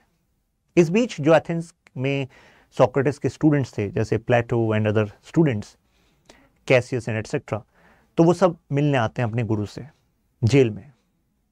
अब कई सारे बड़े प्रभावशाली स्टूडेंट्स थे, तो उन्होंने कहा सोक्रेटिस से कि भाई सोक्रेटिस, आपका हमने यहाँ से निकलने का इंतज़ाम कर दिया है, हमने जेल में कुछ लोगों से बात कर लिया, हमने बॉर्डर पर बात कर लिया, आप एग्जाइल में चले जाओ, ये देश अभी आपको डिजर्व करता ही नहीं है. आप इनके भले की बात कर रहे हो, करप्ट हो रहा है यूथ, उन्हें सुधारने की बात कर रहे हो, और ये आपको ही दोषी मान रहे हैं. विनाश काले विपरीत बुद्धि. तो आप यहां से निकल जाओ, क्योंकि आपका जिंदा रहना बहुत जरूरी है, आपको भी बहुत कुछ करना है. सोक्रेटिस कहते हैं कि नहीं, मैं ऐसा नहीं करूंगा. देखिए, महान लोग ऐसे नहीं बन जाते. महान लोग बड़ी पिक्चर देख पाते हैं जो आम आदमी नहीं देख पाते. वो बड़ा त्याग कर पाते हैं, क्योंकि वो अपने बारे में जो अपनी आइडेंटिटी होती है उसको काफी बड़े स्केल पे सोच रहे होते हैं। सोक्रेटिस ने कहा मैं इस वजह से बाहर नहीं जाऊंगा क्योंकि लॉ में जो विश्वास है एथेंस की जनता का वो बना रहना चाहिए। अगर मैंने ही कानून को तोड़ दिया, उन्होंने कहा कि बाकायदा मुझे एथेंस के कानून के हिसाब से मौका मिला अपनी बात रखने का, मैंने रखा और मैं डिफीट हो गया, तो मुझे एक्सेप्ट करना होगा जो भी सजा मिली है, क्योंकि वो लॉ के हिसाब से है। और जब लॉ ही ये है तो इसका मतलब है कि ये हम सबके कॉन्सेंट से ही तो कानून है, तभी तो ये कानून एग्जिस्ट कर पा रहा है। तो अगर मैं चला जाऊंगा तो ऐसे में कई सारे जो यूथ हैं जो अभी एक होप रखते हैं एथेंस को इस सिचुएशन से बाहर निकालने की, इस करप्शन से बाहर निकालने की, वो भी डिफीट हो जाएगा, क्योंकि वो भी लॉ को तोड़ने के जो तरीके होंगे उनको जायज मानेंगे। और उससे क्या आ सकती है? लॉलेसनेस आ सकती है, और लॉलेसनेस से आ सकता है कैओस, और वो किसी भी देश के लिए अच्छा नहीं है। तो एक जिंदगी जो मेरी है ना, उसकी कोई कीमत नहीं है अगर आप कंपेयर कर लो कि लॉ बना रहे, स्टेबिलिटी बनी रहे। और आपको नहीं लगता कि पॉलिटिकल साइंस का कोर क्या है? कि जो ये पॉलिटिकल सिस्टम है, पोजीशंस, फंक्शंस, पावर, कानून, ये क्या बने, कैसे बने, यही तो सब हम बात करते हैं। अल्टीमेट ऑब्जेक्टिव क्या है? स्टेबिलिटी बनी रहनी चाहिए। ऐसे कानून, ऐसे सिद्धांत आए, और कैसे कानून, कैसे सिद्धांत आए वो उस समय की थॉट पे डिपेंड करता है। ये अपनी थॉट के आधार पर बात कर रहे थे, राइट? तो फाइनली सोक्रेटिस ने जहर का प्याला पी लिया, वो चले गए। उनका जो शिष्य था Plato, one of the favourite disciple, earlier ही वाज थिंकिंग कि मैं एथेंस की पॉलिटिक्स में जाऊंगा और पॉलिटिक्स को चेंज करूंगा। लेकिन प्लेटो ने फिर अपना मन बदल लिया। प्लेटो ने कहा कि अब मैं टीचर बनूंगा। पहले वो सोच रहे थे पॉलिटिशियन बनने की। Actually Plato lost his father in his young age, लेकिन जो उनके मामा थे दो, so they were actually very strong in Athenian politics. तो उन्होंने प्लेटो को ऑफर कराया, तुम पॉलिटिशियन बन जाओ, पावरफुल बन जाओगे, तुम में क्षमता है और ज्यादा ऊपर जाने की। लेकिन प्लेटो ने सोचा कि चलो मैं सोक्रेटिस के आइडियाज को इंप्लीमेंट करने के लिए एक अच्छा पॉलिटिशियन बन भी जाऊं तो मैं स्पेसिफिक पर्टिकुलर टाइम में कुछ बेहतर कर पाऊंगा, फिर कोई और पॉलिटिशियन आएगा वो अपने हिसाब से चलाएगा। तो बेटर यह है कि मैं एक टीचर बनूं, क्योंकि टीचर बनने के बाद फिर मैं कितनी सारी जगह पर रिफॉर्म्स के आइडियाज ला पाऊंगा, उन आइडियाज को इंप्लीमेंट करा पाऊंगा। तो एक्चुअली एक मैं से मल्टीप्लाई हो जाएंगे मेरे एफर्ट्स, क्योंकि अब मेरे जो स्टूडेंट्स होंगे वो एथेंस को आइडियल स्टेट बनाएंगे, आदर्श राज्य बनाएंगे। आने वाले समय तक वो आदर्श राज्य चलता रहेगा, क्योंकि मैं संपूर्ण व्यवस्था परिवर्तन में विश्वास रखता हूं। और संपूर्ण व्यवस्था परिवर्तन means complete overhaul of system को ही हम कहते हैं radical thoughts of Plato. Plato was very radical person in his young age. He was saying कि जो डेमोक्रेसी होती है ना, democracy is rule of ignorance. खिलाफ थे वो डेमोक्रेसी के। कारण उन्होंने कहा कि जो मेरे गुरु हैं Plato, he was wisest person of the world, और इनके इस wisest person of the world को इन्होंने डेमोक्रेसी की वजह से मार दिया। उनका कहना था कि भाई जो अगर मान लीजिए कोई एग्रीकल्चरलिस्ट है, कोई ट्रेडर है, वो नहीं जानता कि एक्चुअली न्याय व्यवस्था कैसे स्थापित होनी चाहिए। अगर हर एक फील्ड में जो एक्सपर्टीज रखता है वही उस काम को करे और उसमें कोई दखल ना हो, तभी देश बेहतर चल सकता है। अब ये आम जनता, इसको क्या पता कि देश किस वजह से गर्त में जा रहा है, उसकी बारीकियों को वो नहीं समझ पा रहे जो सोक्रेटिस देख पा रहे थे। इन्होंने उसकी वैल्यू नहीं समझी, तो he was against democracy at that point of time. तो आप कहेंगे सर डेमोक्रेसी अगेंस्ट था तो आइडियल कैसे बनाएगा? बताएंगे ना अभी। ध्यान से सुनिएगा कि सोक्रेटिस की हमारी कहानी में अभी मृत्यु हो चुकी है। प्लेटो ने अब ठान लिया है कि वो टीचर बनेंगे, अपनी एकेडमी खोलेंगे, एकेडमी। और साथ में बता दूं ये दोनों क्या थे? आइडियलिस्ट थे। अगर कोई आइडियलिस्ट होता है तो आपको कहोगे सर आइडियलिस्ट मतलब आदर्शवादी। होते कौन है आइडियलिस्ट? ध्यान रखना, दो पहले पॉइंट बता दूं। आइडियलिस्ट वो होते हैं जो विश्वास रखते हैं कि भाई देखो ह्यूमन नेचर जो है ना वो एक्चुअली गुड है। Human by nature is good, वो सोसाइटी और उसके सर्कमस्टांसेस उसको खराब बना देते हैं। Humans by nature are good. दूसरा पॉइंट होता है, ये कहते हैं कि हमें फोकस करना चाहिए व्हाट ऑट टू बी, क्या होना चाहिए, ऑट टू बी, क्या होना चाहिए। मतलब अभी जो है वो तो एथेंस के हालात खराब है, उसमें कुछ मूल चूक परिवर्तन करो, नहीं नहीं नहीं, उसकी बात नहीं करते। वो कहते हैं एजुकेशन में चेंज करना पड़ेगा, जस्टिस में चेंज करना पड़ेगा, रूल कैसे होता है चेंज करना पड़ेगा, रूलर और जो सोल्जर है वो उनके पास क्या पावर रहेंगी चेंज करना पड़ेगा। तो क्या होना चाहिए, व्हाट ऑट टू बी, इस पर बात करते हैं, राइट। एक और बात, आइडियल थे, तो मुझे बताइए अगर वो आइडियल स्टेट बनाना चाहते थे एथेंस को, तो क्या ये एक मैटेरियल रियलिटी थी कि भाई आसपास टच करके देख सकते हो कि अच्छा ये होता है आइडियल स्टेट, ये नहीं पता था हमें। ये पेन जो है इसको देख के बता सकते हो कि अच्छा ये होता है आइडियल स्टेट, नहीं ना। आइडियल स्टेट क्या है, ओरिजिन कहां है आइडियल स्टेट का? आइडियल स्टेट का ओरिजिन है कहां? आइडियाज में। सबसे पहले आपको होना चाहिए आइडिया ऑफ आइडियल स्टेट। भाई सबसे पहले तो पता तो हो कि आइडियल स्टेट कहेंगे किसको, उसी के बाद तो उसको बनाने के लिए काम करेंगे, है कि नहीं। तो idea of ideal state was necessary, समझ रहे। तो अब जो मैं आपको बताने जा रहा हूं बड़ी इंटरेस्टिंग आइडियाज हैं अब, ठीक है, जरा ध्यान से सुनना। कुछ आपसे सवाल करूंगा, फिर आपके कमेंट्स के पास देखूंगा, अपेक्षा करता हूं कि आप सब जवाब देंगे, ठीक है। तो उन्होंने कहा कि हमें आइडियल स्टेट बनाना है और आइडियल स्टेट के लिए एजुकेशन, जस्टिस एटसेट्रा काफी सारी जगह पर चेंजेस करने पड़ेंगे। यहां पर एक आइडिया आता है उनका, आइडिया रिलेटेड टू सोल, यानी कि थ्योरी ऑफ सोल। तो आप कहोगे सर जैसे हम भी विश्वास रखते हैं आत्मा में, ऐसा ही? जी हां। इनका कहना था कि हर एक की जो आत्मा है, मतलब दो फेज है हमारे, एक तो मैटेरियल वर्ल्ड जो हम टच कर सकते हैं। फॉर एग्जाम्पल अगर हैंड कट हो जाए तो क्या इसका मतलब है कि हम में कुछ माइनस हो गया? नहीं। अब जो बता रहा हूं बड़े ध्यान से सुन लेना, ठीक है। बिल्कुल, अगर अभी तक देख रहे थे तो अभी थोड़ी आंखें और 4-5 मिलीमीटर और वाइड कर लीजिए, ठीक है। सुनिए क्यों। हमारा सबसे बड़ा फ्लॉ है कि हम अपने आप के बारे में और दूसरों के बारे में जो समझ रखते हैं वो इस तरीके से रखते हैं कि जैसे कि हम ऑब्जेक्ट्स के बारे में समझ रखते हैं।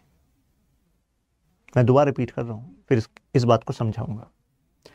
आप अपने बारे में और दुनिया के बारे में, लोगों के बारे में कई बार जो समझ रखते हैं वो ऐसे रखते हैं कि जैसे आप ऑब्जेक्ट्स के बारे में लगते हैं, जैसे दिस इज एन ऑब्जेक्ट, ठीक है। अब क्योंकि हम ऑब्जेक्ट से घिरे हुए हैं, तो जिस तरीके से आपको पढ़ाया गया है, आपके समाज में सिखाया गया है, आपके आसपास के लोगों ने किसी पर कमेंट किया है, तो आपकी अंडरस्टैंडिंग भी लोगों के बारे में और अपने बारे में बहुत ही सीमित और वैसी बन गई है। मतलब क्या हुआ, जैसे अगर मैं इसके पीछे का ये पार्ट हटा दूं, ठीक है, और मैं कहता हूं ये गायब है, ठीक है, तो मुझे बताइए जितने का इस रिमोट की वैल्यू है, ठीक है, तो क्या कहोगे आप? आपको लग रहा है कि ये रिमोट उतनी वैल्यू का आपको लगेगा अभी, क्योंकि मैंने इसके पीछे का ये पार्ट हटा दिया है। Do you think it will have similar kind of value now, yes और नो? अब जरा कमेंट करना स्टार्ट कीजिए, क्योंकि मैं देखना चाहता हूं आपको चीजें कहां तक जा रही हैं, क्योंकि आपके इंटरेक्शन पर डिपेंड करेगा कि मैं इस मैराथन को कहां तक लेकर जाऊंगा, ठीक है। दिस इज योर सेशन, ठीक है। तो क्या उसकी वैल्यू सेम होगी? नहीं होगी। आप कहोगे सर जब इसमें यह लगेगा तभी मैं इसको परफेक्ट कहूंगा, राइट। लेकिन देखो, इंसानों के लिए आप ऐसा नहीं कह सकते, इंसानों के लिए ऐसा नहीं कह सकते। We are not objects. इसके अंदर अपनी कोई सेंस नहीं है, इसके अंदर इमेंस पॉसिबिलिटीज नहीं है। जो इसको डिजाइन कर दिया गया बस ये वही काम कर सकता है। ये आपको हैंड रिटन नोट्स दिखा देगा, ठीक है, ये कर देगा, ठीक है, ऐसा ही कर सकता है ये, इससे फालतू और क्या ही करेगा, है कि नहीं। और देख लें क्या फंक्शन है, कुछ ये लेजर लाइट वाला भी फंक्शन है इसमें, चलो भाई ये कर लेगा, लेकिन प्री डिटरमाइंड फंक्शन है इसमें, बस ये वैसे ही कर सकता है। लेकिन मुझे बताइए आप, क्या आप में कुछ लिमिटेड कुछ ऐसी फंक्शंस कोई फीड है आप में कि आप यही कर सकते हो? ऐसा तो नहीं है ना, बिल्कुल नहीं है ऐसा। Because you have sense, you have creativity, you can be a creator. We all are creator and we create so many things. Emerging from our ideas. Democracy बनी तो एक समय पर वो एक आइडिया था, बाद में डेमोक्रेसी बनी। ये पेन बना तो हमने बनाया भाई, आइडिया था। We are creators. सो यानी कि अगर किसी का एक हाथ नहीं है, किसी का कोई एक पार्ट नहीं है, लेकिन अगर सेंस है तो मतलब पता है क्या है? You are whole and complete in this very moment. वो समाज है जो आप में आपको बताता है these are the standards of beauty, these are the standards of looking good, these are the standards of perfection. ऐसा कुछ नहीं है, क्योंकि यही आइडियाज हम थ्योरी ऑफ नॉलेज जो है सोक्रेटिस की, प्लेटो की, उसमें देखते हैं। There's a difference between opinion and knowledge. What you have is opinion of beauty. For example, China में एक समय पर, ईस्टर्न चाइना में, जो बच्चे हैं उनकी फीट्स को ना टाई कर दिया जाता था। बचपन से ही टाई करके रखते थे फीट्स को। क्यों? क्योंकि वहां कंसेप्शन था कि smaller the feet of the girl, the more beautiful she is going to be considered, and that is going to increase the probability that this girl is going to get a you can say wealthy, handsome groom. तो आप मुझे बताइए, आप में से कितने लोग इसमें विश्वास रखते हैं? भाई कोई नहीं रखता, क्योंकि आपकी सोसाइटी अलग है। लेकिन क्या है, वहां पर ये कॉन्सेप्शन था। तो कहने का मतलब ये हुआ कि ये ओपिनियन और रियलिटी में डिफरेंस है। और प्लेटो और एरिस्टोटल आपको यही बताना चाह रहे हैं कि what you think as reality may be just your opinion about your self, about the world, और आप मान कर बैठे भाई यही है सच। और आपकी जिंदगी में सारी जो लड़ाइयां हैं वो पता किस लिए हैं? कि आप ठीक हो, आप सही हो। दूसरा कह रहा मैं सही हूं, आप कह रहे हो मैं सही हूं। सही और सही की लड़ाई है, सही और गलत की कहां लड़ाई हो रही है? क्योंकि सही और गलत की लड़ाई हो तो थीसिस एंटीथीसिस हो जाए, तो फिर सिंथेसिस हो जाए, कुछ सिंथेसिस हो जाए। लेकिन सिंथेसिस नहीं हो पा रहा है, इसका मतलब है कि दोनों फिक्स माइंडसेट से हैं, बस हम ही सच हैं। Socrates once actually visited one temple in Athens, और जो ओरेकल थी उन्होंने कहा कि you are the wisest man of the world, and this line was actually used by Plato as well. Socrates का कहना था I am an ignorant person. उनके जो स्टूडेंट्स हैं वो कह रहे हैं Socrates, you are the wisest man of the world, and Socrates was saying I am an ignorant man. क्योंकि जो इग्नोरेंस को समझ ले अपनी, वही बुद्धिमान है। जो कह दे कि भाई मैं ही सच हूं, मैं ही सही हूं, तो उसके लिए क्या शब्द यूज करें वो आप देख लीजिए, राइट? तो अब जरा सोल पे चलते हैं, ठीक है? तो मींस हम ऑब्जेक्ट नहीं है, हम जिस भी स्टेज में हैं, we are whole and complete, and only the ideas which we have about perfection is the one which is defining you. चाहे सक्सेस है, फेलियर, सब ये डेफिनेशन है, कुछ विचार हैं, समझ रहे हैं? इमेंस पॉसिबिलिटीज हर एक मोमेंट में हम पर हैं, because we are different from objects यार। चलिए अब आगे बढ़ते हैं। सोल, वो कहते हैं हर एक की सोल में, हर एक की सोल में 3 कंपोनेंट है। क्या क्या है? अब आप अपनी सोल में भी देखना।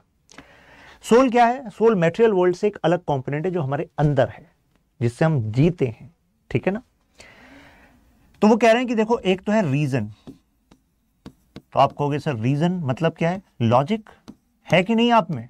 कहोगे सर बिल्कुल है लॉजिक, तभी तो ये वीडियो देख रहे हैं हम। लॉजिकल हो तभी तो देख रहे हो आप।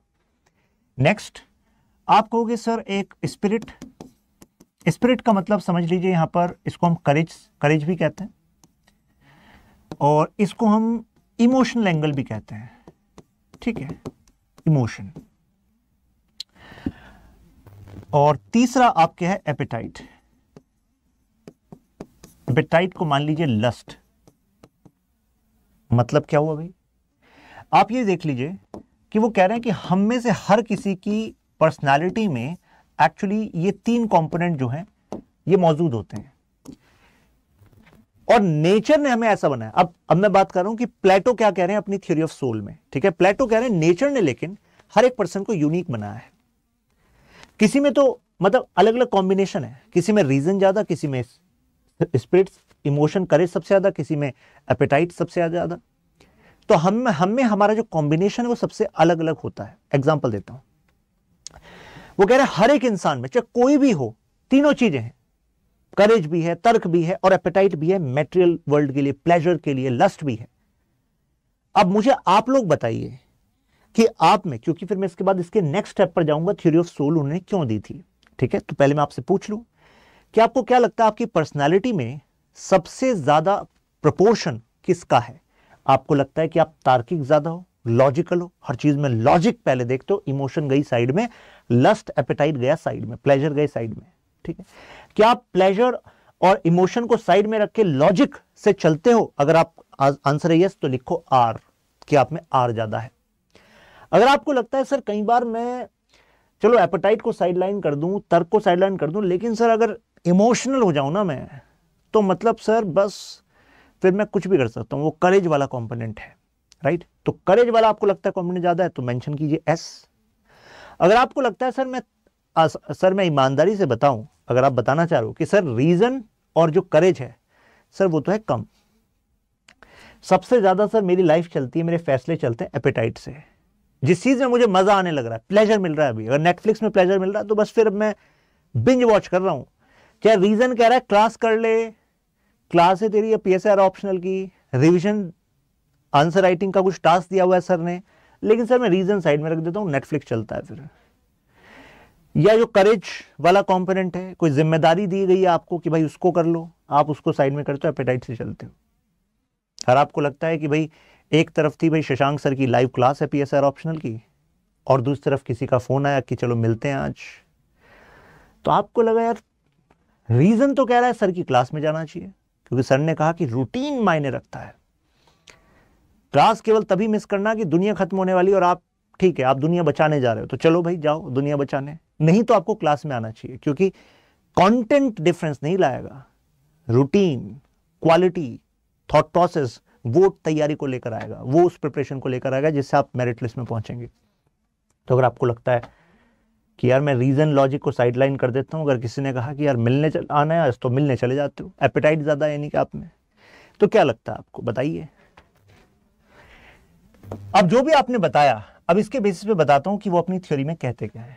वो कहते हैं the people who are actually having strongest component as reason, they are fit to become rulers, यानी कि वो रूलर बनने के लिए फिट है। जिन लोगों में स्पिरिट करेज ज्यादा है वो सोल्जर बनने के लिए फिट है, जिसमें एपेटाइट लस्ट ज्यादा है वो प्रोड्यूसर यानी कि बिजनेसमैन, ट्रेडर बनने के लिए ठीक है। तो वो कह रहे हैं कि हर किसी की पर्सनालिटी के हिसाब से उसको अपना काम चुनना चाहिए। काउंसलिंग कर रहे हैं आपकी, ठीक है। तो जैसे कि आपको ब्यूरोक्रेट बनना है तो भाई रीजन ज्यादा होना चाहिए, नहीं तो डिस्ट्रिक्ट मजिस्ट्रेट के सामने कोई रोता हुआ आया और आप इमोशनल हो गए, आपने कोई फैसला दे दिया, अरे क्या पता भाई झूठ बोल रहा हो, है ना। एपेटाइट के चक्कर में आपने अपनी रेस्पॉन्सिबिलिटीज को साइडलाइन कर दिया तो कितने सारे लोगों की लाइफ इंपैक्ट हो जाएगी। आपका एक जगह पर जिस समय जाना चाहिए नहीं जाना, समय पर फैसला ना लेना, लाखों लोगों की जिंदगी स्टेक पर रख सकता है। तो इस वजह से यूपीएससी क्या देखती है कि भाई you should have decent combination of all these, but reason जो है वो प्रोमिनेंट होना चाहिए, तभी रूलिंग क्लास मान लीजिए आप उसमें जाएंगे, है ना। तो ये क्या रिप्रेजेंट कर रहा है थ्योरी ऑफ सोल? एक्चुअली वो ये भी कह रहे हैं कि इसको एक और वर्ड दिया जाता है, वो क्या कहा जाता है, myth of metals. Myth of metals मतलब क्या हुआ? वो कह रहे हैं ये जो क्लास है सोल की, ये है गोल्ड क्लास, ये है सिल्वर क्लास, ये है कॉपर क्लास। आप में से कितने लोगों को लग रहा है यार ये तो नेचुरल इनइक्वालिटी वाली बात कर दी, एक तरीके से प्लेटो ने कह दिया कि कुछ लोग जो हैं वो गोल्ड क्लास हैं, कुछ सिल्वर हैं, कुछ कॉपर हैं। लग रहा है कि नहीं लग रहा आपको, है ना। लेकिन उनका कहना है कि देखो जो जिस काम के लिए बना है वो उसी काम में जाएगा तो ही समाज में जस्टिस आएगा। फंक्शनल स्पेशलाइजेशन जरूरी है, फंक्शनल स्पेशलाइजेशन होना चाहिए, नॉन इंटरवेंशन होना चाहिए। फिर जो जिस काम में अच्छा है उसके काम में दखल ना करो, तभी आप जो है बेस्ट परफॉर्म करा पाओगे पूरे सिस्टम को, तभी जस्टिस आ पाएगा। फंक्शनल स्पेशलाइजेशन का मतलब रूलिंग क्लास को फिर रूल करने के लिए पढ़ाओ। आप कहोगे पता कैसे लगेगा सर कौन किस काम के लिए बना है?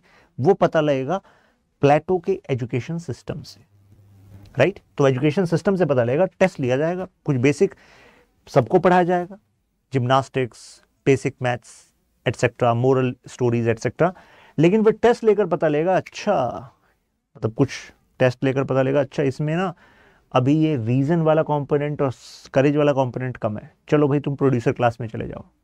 कुछ में ये वाला कंपोनेंट ज़्यादा, चलो भाई तुम इसमें चले जाओ, राइट? अभी आएंगे हम एजुकेशन पर, उसमें आएगा ये। तो I think theory of soul आपको क्लियर हुई होगी। अब जरा एक और कंपोनेंट पे आते हैं, थ्योरी ऑफ कम्युनिज्म।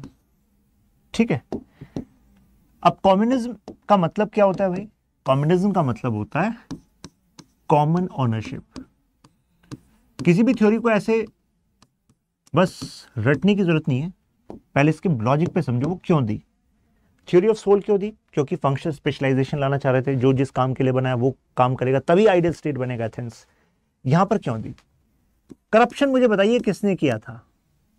याद है आपको करप्शन मेजर प्रॉब्लम? याद है भाई? आपकी जो रूलिंग क्लास थी, आपकी जो सोल्जर क्लास थी, इनके करप्शन की वजह से एथेंस की डिफीट हुई थी। और हर एक देश में ऐसा ही होगा भाई, सिस्टम वीक हो जाएगा। तो अब इसका सॉल्यूशन चाहिए। तो उन्होंने पता क्या सॉल्यूशन दिया? उन्होंने कहा इन्होंने करप्शन करा क्यों था भाई? आप लोग बताइए क्यों करप्शन किया था? तो आप कहेंगे सर करप्शन इसलिए किया था सर क्योंकि एक्चुअली ये चाहते थे प्रॉपर्टी को बनाना। क्यों चाहते थे? वो प्रॉपर्टी को एक्यूमुलेट करना चाहते थे, करप्शन से जो मिली प्रॉपर्टी है, क्योंकि प्रॉपर्टी से प्लेजर एंश्योर हो जाता है। आप ज्यादा पैसा क्यों चाहते हो? आपको लगता है यार अभी भी मेरे प्लेजर चलते रहेंगे और फ्यूचर के लिए भी मेरे प्लेजर सिक्योर हो जाएंगे, इसी वजह से तो आप करप्शन के बारे में सोचते हो। ये जो भी सोचता है, आप नहीं सोचते तो यानी कि ये प्रॉपर्टी के लिए करना चाहते थे जिससे प्लेजर आगे तक के सिक्योर हो जाए। ठीक है जी, और क्या कारण था? फिर पता लगा फैमिली के लिए भी करते हैं लोग करप्शन। किस लिए? कहा कि वाइफ के लिए करते हैं करप्शन, बच्चों की डिमांड, वाइफ की डिमांड, चाहते हैं इनको बेस्ट से बेस्ट चीज मिल जाए, राइट? ये इनको प्लेजर मिलते रहे, इस वजह से करप्शन करते हैं। तो दो कारण हमें पता लगे, प्रॉपर्टी और फैमिली। तो प्लेटो ने देखिए इसका क्या सॉल्यूशन दिया, आपका दिमाग हिल जाएगा सोच के। पहले प्रॉपर्टी पे थोड़ा सा दिमाग हिलाते हैं, फिर आगे फैमिली पे थोड़ा और दिमाग ओपन होगा। सुनिएगा जरा। इन्होंने कहा कि ऐसा करते हैं, हमारी सोसाइटी में 3 क्लास हैं जो अब प्लेटो बता रहे थे, रूलिंग क्लास, सोल्जर क्लास और प्रोड्यूसर क्लास। इनका कैटेगराइजेशन कर दिया था हमने, राइट? उन्होंने कहा प्रोड्यूसर क्लास के लिए तो जरूरी है कि वो प्रॉपर्टी के पीछे भागे, क्योंकि एक तो इसकी फितरत ऐसी है भाई, इसमें लस्ट ज्यादा है, एपेटाइट ज्यादा है। तो अगर इस पे कोई कम्युनिज्म, कॉमन ओनरशिप जैसा कोई थ्योरी लगाओगे वो वैसे भी नहीं मानने वाला।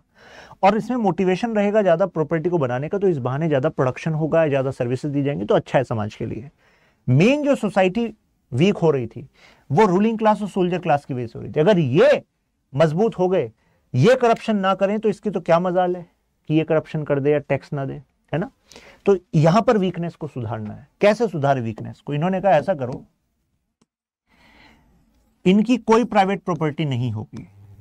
बॉम्ब गिरा दिया इनके ऊपर एक तरीके से, नो प्राइवेट प्रॉपर्टी, कोई प्राइवेट प्रॉपर्टी नहीं होगी इन योर नेम।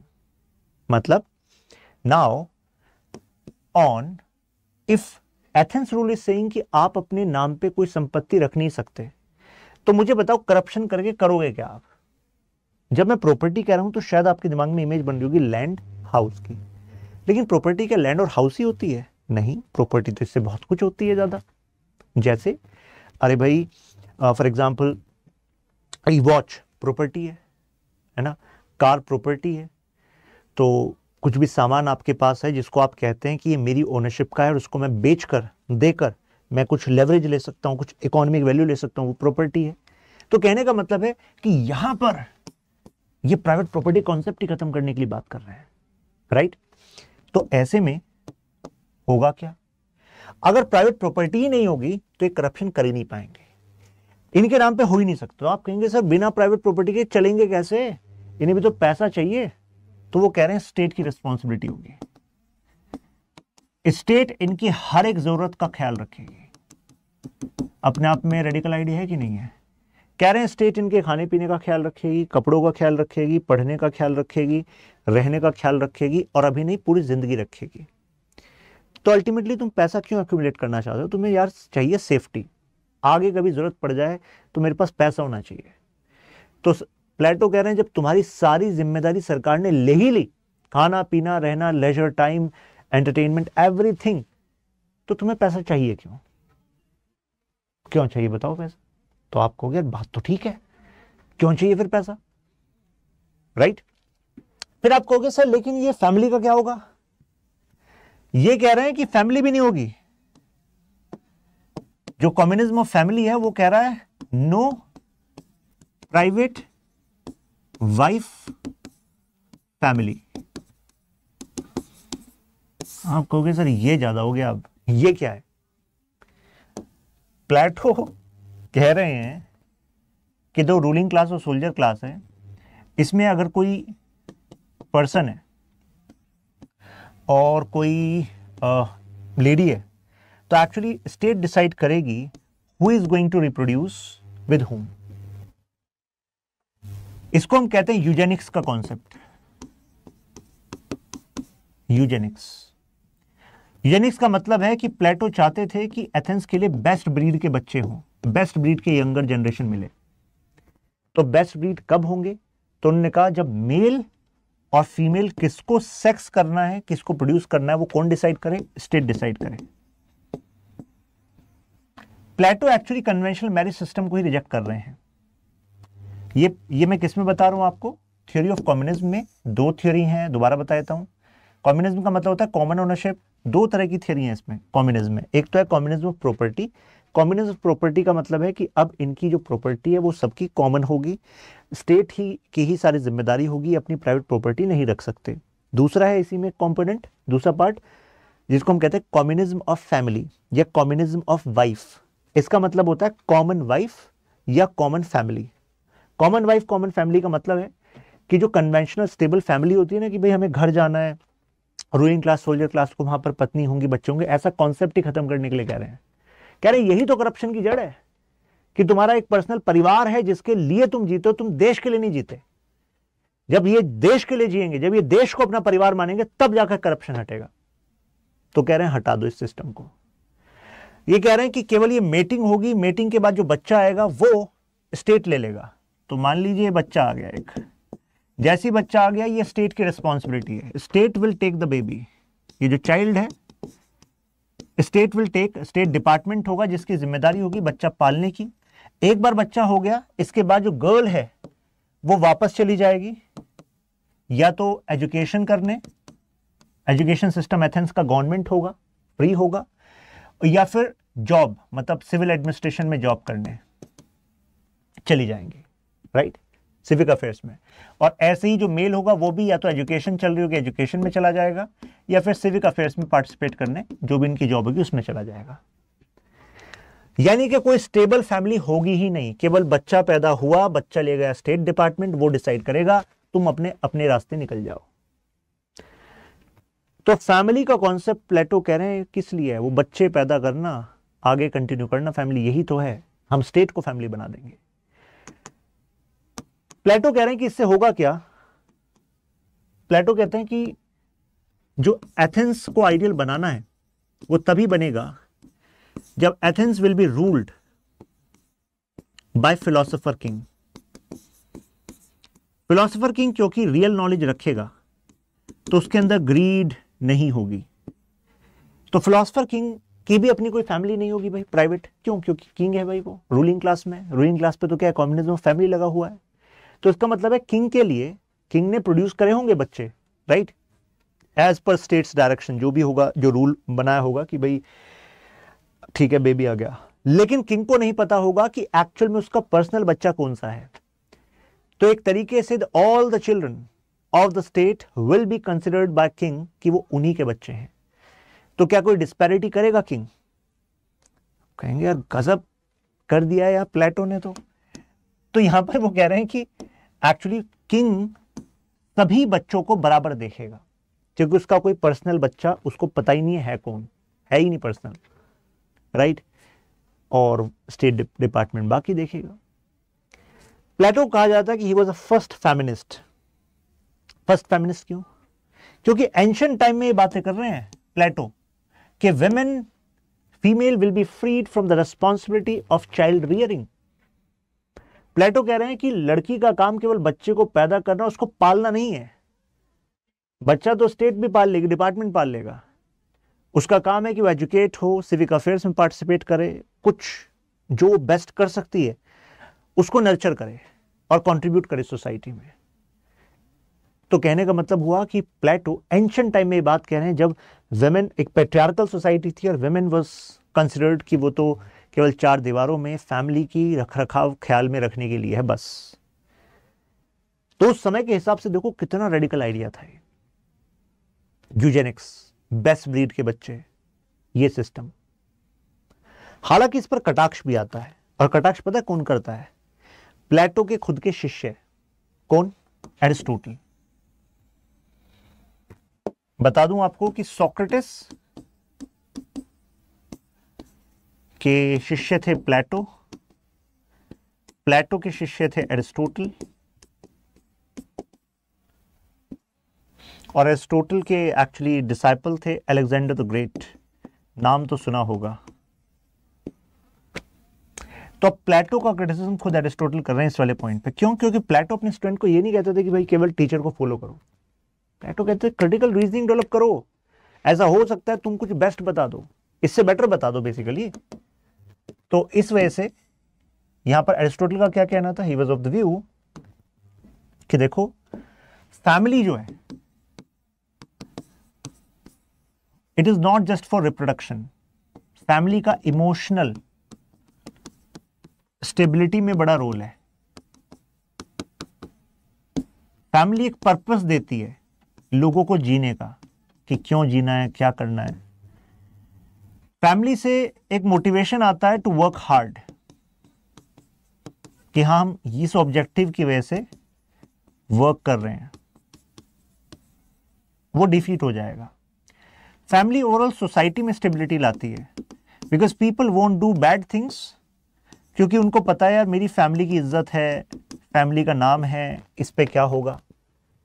तो these are the good points of family. What is going to happen with them? They are going to be defeated, right. तो इस वजह से वो अपने ही गुरु प्लेटो के आइडियाज को यहां पर कटाक्ष करते हैं, राइट। अभी तक यहां पर बात क्लियर है आपको? यस और नो? क्लियर है? यस। एक और बार आपको बता दूं बीच में जिन लोगों ने अभी ज्वाइन किया है, कि अभी इस समय स्टडी आईक्यू की अभी तक की सबसे बेस्ट सेल चल रही है। रिसेंटली प्राइस को लोवेस्ट अभी तक का ड्रॉप कर दिया गया है। तो अगर आप यूपीएससी या आपके फ्रेंड या आपके फैमिली यूपीएससी के बारे में कोई सोच रहा था कि क्रैक करनी है, सोच रहे हैं, सोचेंगे, तो स्टडी आईक्यू के सभी प्रोग्राम्स पर अब मैसिव ऑफ चल रहा है। फिलहाल जिस समय मैं ये क्लास ले रहा हूं, 11 तारीख से 15 तारीख तक की ये सेल है, इंडिपेंडेंस डे की सेल है। आपको studiiq.com पर जाना है, और ये त्यागी लाइव कोड आपको वहां शो नहीं होगा, ये एडिशनल कोड है, क्योंकि ये एक्स्ट्रा डिस्काउंट आपको दे देगा। ये आपको यूज करना है और आपकी जर्नी स्टार्ट हो जाएगी। वन स्टॉप सॉल्यूशन है, क्योंकि अल्टीमेटली देखो क्रैक करना है तो आपको क्या करना होगा? आपको पता है मेरा यार सिस्टमैटिक वे में कोर्स कंप्लीट हो जाए, मेरी अप्रोच जो है एग्जाम सेंट्रिक रहे, राइट। तो उसके लिए आपको यहाँ पर पूरी हेल्प मिल जाएगी। ये केवल कोर्स कंप्लीशन का कोर्स नहीं है, जैसे P2I फॉर एग्जांपल। यहाँ पर आपको इतना सारा समय इसमें नहीं बिताना कि मैं कौन सी बुक लूँ, किस सब्जेक्ट की लूँ। सारी 18+ बुक्स। जनरली आप सोच क्या पाते हैं? History, geography, polity, economy, environment, यही सोच पाते हैं। लेकिन जब आप मेंस का सिलेबस देखते हैं तो कितने कितने छोटे छोटे टॉपिक्स होते हैं जिस पर कोई स्टैंडर्ड बुक नहीं मिल पाती, राइट। फॉर एग्जाम्पल से गवर्नेंस पे कोई अपडेटेड बुक, अच्छी बुक। लेकिन ये सारी 18 बुक्स आपके घर भेजी जा रही हैं इस प्रोग्राम में। करना क्या है? केवल यहां पर क्लिक करके आप अभी ज्वाइन कर लीजिए, TYAGILIV त्यागी लाइव कोड लगाकर, तो आपको मिल जाएगा अभी तक का मैक्सिमम डिस्काउंट। ये फिर नहीं कभी आएगा, ये इंडिपेंडेंस डे और लोवेस्ट एवर सेल है, ठीक है। तो आपका कोई साथ में हो उसको भी आप सजेस्ट कर दीजिए कि भाई ये बेस्ट मौका है, कर ले, राइट। क्योंकि कई बार होता है हम सोचते रहते हैं करेंगे करेंगे और फिर वो नहीं हो पाता। एक बार हम स्टार्ट कर देते हैं तो चीज़ें हो जाती हैं। कोर्स प्लान में आप नीचे जाएंगे तो आपको पता लग जाएगा कि इसमें लाइव क्लासेस भी हैं, ये फैकल्टीज़ हैं, ये सिलेक्शंस हो गए। आप तैयारी शुरू करेंगे यहाँ से कि आप फाउंडेशन बिल्ड करेंगे, फिर सक्सेस इन प्रीलिम्स में रिवीजन भी आपका होगा, आपको क्रिस्प नोट्स मिलेंगे, हैंड रिटन नोट्स भी मिलेंगे, बुक्स आपके घर भेजी जा रही हैं, टेस्ट सीरीज प्रीलिम्स की भी है, मेंस की भी, आंसर राइटिंग भी है। तो मतलब कुल मिला के सब कुछ है इसमें, हर एक चीज़ का सैंपल भी इसमें दे रखा है जो आपको ब्रोशर साइड में मिल जाएगा। और ये आपके फैकल्टीज हो गए, और फिर इसमें आपका टाइम टेबल भी है कि भाई जैसे फॉर एग्जांपल इस डेट से आपका स्टार्ट हो रहा है, ओरिएंटेशन हुआ, जीएस पेपर सिलेबस डिस्कशन हुआ, और फिर इस तरीके से आपका सिलेबस पूरा का पूरा कंप्लीट होगा। डेडिकेटेड मेंटरशिप है, retired IAS officer mister Anil स्वरूप आपके हेड मेंटर हैं। इस तरीके से स्केमेटिक आपको हैंड रिटन नोट्स मिल रहे हैं, मतलब जो ईज कर देते हैं आपकी तैयारी को। आपको ऐसा नहीं केवल नोट्स लिखते रहना है, नोट्स तो आपको बना कर दे रहे हैं हम क्लास में लाइव, राइट। डिटेल्ड आपको नोट्स मिल रहे हैं, टाइप्ड वाले भी मिल रहे हैं, मॉडल आंसर मिल रहे हैं, कुल मिलाकर इसके बाहर और कुछ चाहिए नहीं। तो आपके लिए केवल डायरेक्ट क्या करना है, यहाँ जाना है और डायरेक्टली यहाँ एनरोल हो जाना है। कुछ और एडिशनल नहीं है, मतलब कोई अलग से प्रोसेस नहीं है कि आधा घंटा 1 घंटा 15 मिनट आपको समझना पड़ेगा चीज़ों को, कुछ ऐसा नहीं है। डायरेक्टली ज्वाइन करना है और you will be set to go. आपके पास मेल पे आ जाएगा login ID password, course show हो जाएगा आपके डैशबोर्ड पे, लाइव क्लासेस उसी पर होती हैं, रिकॉर्डेड भी शो हो जाती हैं, recorded n number of time देख सकते हो। सभी ऑप्शनल्स पे भी है, एनसीईआरटी हर एक बैच पे है ऑप्शनल। जैसे पीएसआर ऑप्शनल मैं पढ़ाता हूँ कंप्लीटली स्क्रैच से लेकर डेप्थ तक, आप इस पर जाएंगे, टैप करेंगे। फिलहाल क्लासेस के साथ साथ आपकी टेस्ट सीरीज और one of the best material in India, कारण क्योंकि जो स्टैंडर्ड बुक्स हैं आपकी सबका निचोड़ उस मटेरियल में है। ये आपको 12,999, इट इज लाइक कि टेस्ट सीरीज इससे ज़्यादा महंगी होती है, टेस्ट सीरीज 20-25 हज़ार की होती है, राइट। यहाँ पे क्लासेस, लाइव क्लासेस 18 महीने के लिए, रिकॉर्डेड सेशंस कितनी बार आप देख सकते हो, section test, full length test, model answers, compilation of short notes, compilation of PYQ and model answers, everything is there. फिर ऐसा स्टडी IQ कर कैसे पा रहा है, क्योंकि हम मतलब यहाँ डिसरप्शन लाना चाहते हैं। हमारा पर्पस है कि लाइन से हमारे सिलेक्शंस होने चाहिए, राइट। सो इस समय ऐसा है कि बच्चा कहीं पर भी PSR ऑप्शन की तैयारी कर रहा है, so that person is connected to some of my notes, right, short notes हैं या फिर मॉडल आंसर्स हैं या फिर जो न्यूज़लेटर मैं इशू करता हूँ वीकली और मंथली बेसिस पे वो है। तो अल्टीमेटली वन स्टॉप सोल्यूशन है आपके लिए। अभी ये अपॉर्चुनिटी है, you should join in now. किसी का कोई क्वेश्चन है इससे जुड़ा हुआ तो you can ask. Tyagi lab आपका डिस्काउंट कोड है, ये आपके हैंड रिटन नोट्स हैं जो मैंने अभी आपको बताया ना, वो बस यहाँ पर लिखा हुआ है, सोक्रेटिस, प्लेटो, एरिस्टोटल, अलेक्जेंडर। तो देखिए जो मैं पढ़ाता रहता हूँ वो ऐसे यहाँ पर बस कमेंट में आता रहता है। Law is more than life, lawlessness बताया आपको अभी, ठीक है। ये आपको दिख रहा होगा, नहीं दिख रहा तो मैं थोड़ा जूम कर देता हूँ। यही चीज़ तो अभी मैंने पढ़ाई है आपको, ये देखिए वही चीज़ बस यहाँ लिखी है आपके हैंड रिटन नोट्स में। और ये हैंड रिटन नोट्स शेयर कहाँ कर दूंगा मैं इनको शेयर कर दूंगा यहाँ पर। ये टेलीग्राम ग्रुप है शशांक त्यागी फॉर यू, ऑलरेडी एक्चुअली मैंने शेयर किए हुए हैं।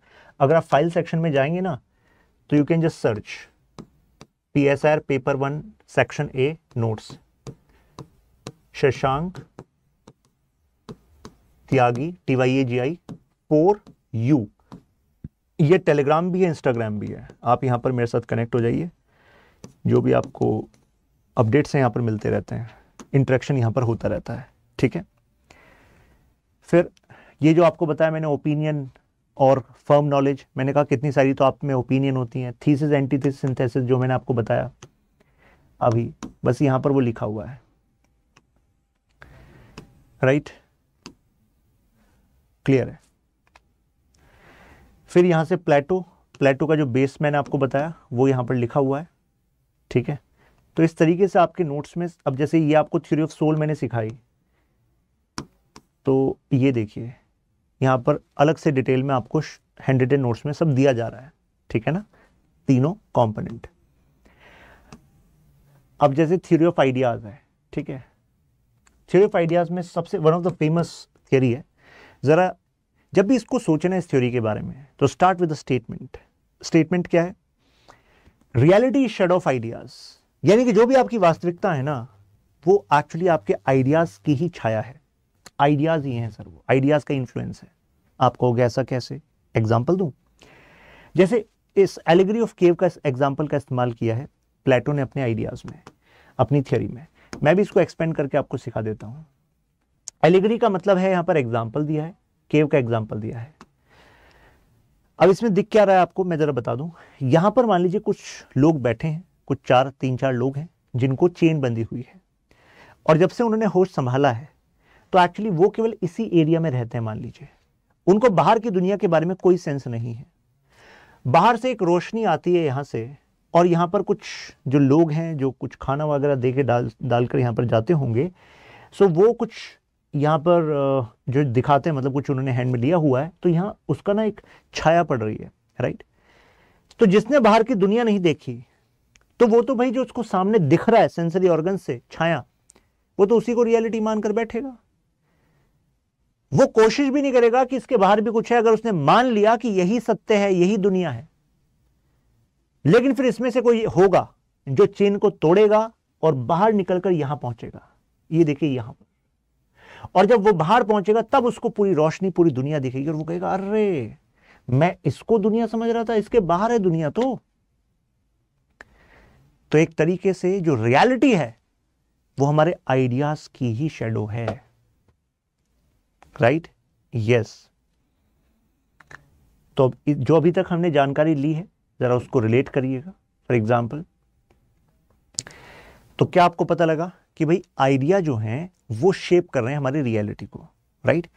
जैसे कि अगर एथेंस को आइडियल स्टेट बनाना है तो पहले लोगों को कन्वे करना पड़ेगा कि आइडियल स्टेट कैसा होगा, है कि नहीं? जैसे मैंने 2 आइडियाज आपको बताए। आइडियल स्टेट में जो जिस काम के लिए बना है वो काम करेगा, उसी में ट्रेंड होगा, जिससे कि वो अपने काम को बेस्ट करे। आप खुद ही सोचो, अगर हम में से हर कोई अपने काम को बेस्ट करने लग जाए तो जस्टिस होगा कि नहीं होगा? बिल्कुल होगा जस्टिस, राइट? सोसाइटी का पोटेंशियल निकल कर आएगा अगर हम में से हर कोई केवल मान ले कि यार मैं बेस्ट ही करता हूं, लेस देन बेस्ट है ही नहीं पॉसिबल, है कि नहीं? तो यही करना है लाइफ में। अगर हम ऐसा कर रहे हैं तो डेफिनेटली सोसाइटी बेस्ट परफॉर्म करेगी। तो लोगों को पहले बताओ कैसे होगा बेस्ट, जैसे थ्योरी ऑफ सोल के थ्रू बताया, और अभी थ्योरी ऑफ कम्युनिज्म के थ्रू बताया कि देखो इस तरीके से करप्शन नहीं होगा फॉर एग्जाम्पल। तो तभी वो एक रियलिटी शेप होगी, राइट? जब बताया जाएगा आइडिया ऑफ आइडियल स्टेट ये है कि जिसमें रूल करेगा फिलोसोफर किंग। क्या कहते हैं वो? प्लेटो कहते हैं कि या तो रूलर फिलोसोफर ही हो, मतलब किसी फिलोसोफर को ही रूलर बनाओ, या फिर जो ऑलरेडी रूलर है उसको फिलोसफी सिखा दो। आप कहोगे क्यों कह रहे हैं सर वो ऐसी बात, क्या करोगे फिलोसफी सिखाकर, है कि नहीं? वो इस वजह से क्योंकि philosophy is based on interpreting this world from world of ideas. Ideas के आधार पर इस दुनिया को इंटरप्रेट करते हैं कि भाई ये शायद हम जन्मे इस वजह से होंगे, मरने के बाद हमारा ये होगा, आइडिया ऑफ लाइफ हमारा ये है, आइडिया ऑफ गुड लाइफ ये है। तो एक तरीके से जो फिलोसोफर है ना, वो बंधा नहीं है मैटेरियल रियलिटी से। वो केवल इन चीजों के प्रति नहीं भाग रहा जो चीजें दिख रही हैं आसपास, क्योंकि उसको पता है इसके बियॉन्ड भी कुछ है, राइट? वो काफी वास्ट है, वहां से क्रिएशन हो सकती है। तो वो अगर उसको वो मिल गया तो उसके बाद ये मैटेरियल रियलिटी तो छोटी चीज है उसके लिए, है कि नहीं? तो ऐसे में वो व्यक्ति करप्शन में नहीं जाएगा, वो लस्ट के पीछे नहीं जाएगा, राइट? रीजनिंग उसमें प्रोमिनेंट होगी। तो आइडियाज, जब डायलेक्टिक्स हम करते हैं आइडियाज का, तभी हम किस पर पहुंचते हैं? ट्रुथ पर पहुंचते हैं, है कि नहीं? तो ideas are greater than material. कारण मैटेरियल रियलिटी भी किस तरीके से चलेगी, मतलब चलो भाई स्टोन तो चलो मैटेरियल रियलिटी है, बट एक्चुअली स्टोन से मॉन्यूमेंट बनाएंगे तो आइडियाज से बनाएंगे।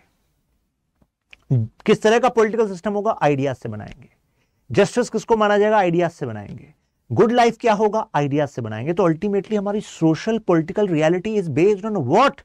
Ideas, right? तो आइडियाज पर आधारित है। राइट। फिर आप यहां पर पढ़ते हैं, क्योंकि मैं सारे बेस आइडियाज आपको बता रहा हूं यहां पर। सिग्निफिकेंस क्या है प्लेटो की? प्लेटो को फादर ऑफ पॉलिटिकल फिलॉसफी कहते हैं। ध्यान दीजिएगा, सोक्रेटिस को फादर ऑफ फिलॉसफी कहा गया, प्लेटो को फादर ऑफ पॉलिटिकल फिलॉसफी कहा गया। Political philosophy because he actually brought prominence of ideas in political reality, right? Idea of goodness into political reality. Saying idea of goodness is essential for shaping political reality, right? Society needs to be virtuous. Goodness. When people consider that their individual interest जो है, उनका व्यक्तिगत जो हित है उससे ज्यादा important है समाज का हित, तो ऐसे ही बातें कर रहे थे वो। एल्फ्रेड नॉर्थवाइड है एक विचारक है, उनका कहना है भाई देखो प्लेटो के तो जो आइडियाज हैं, समझ लो कि उसके बाद के जो थिंकर्स हैं उन्होंने जो लिखा है वो प्लेटो से प्रभावित होकर लिखा है, फुटनोट्स की तरह है। कार्ल पॉपर कहते हैं आप में से कोई अगर प्लेटो से वास्ता भी ना रखता होगा ना, लेकिन आप ये बात ध्यान रखना, one can either be platonic और एंटी प्लेटोनिक, लेकिन नॉन प्लेटोनिक नहीं हो सकता। यानी कि आपके विचार कहीं ना कहीं या तो अगेंस्ट होंगे प्लेटो के, जैसे फैमिली वाले पॉइंट पर आप में से कई लोग अगेंस्ट हो गए थे प्लेटो के, कम्युनिज्म फैमिली पर, है ना, या फिर आप सपोर्ट करेंगे प्लेटो को, जैसे आप सपोर्ट कर रहे थे करप्शन वाली थ्योरी पर कि हाँ जी एजुकेशन में डायलेक्टिक्स होना चाहिए, लेकिन नॉन प्लेटोनिक कोई नहीं हो सकता। ये नहीं आप कह सकते कि जी हमें फर्क नहीं पड़ता, राइट, इंपैक्ट हम सबका है, राइट, हम सब पर है। फिर ये बुक्स मैंने बताई थी आपको, प्लेटो की रिपब्लिक है, स्टेट्समैन है, लॉज है। फिर थ्योरी ऑफ सोल मैंने आपको बताई, मैन गोल्ड सिल्वर कॉपर, ठीक है, ये यहां पर दी हुई है।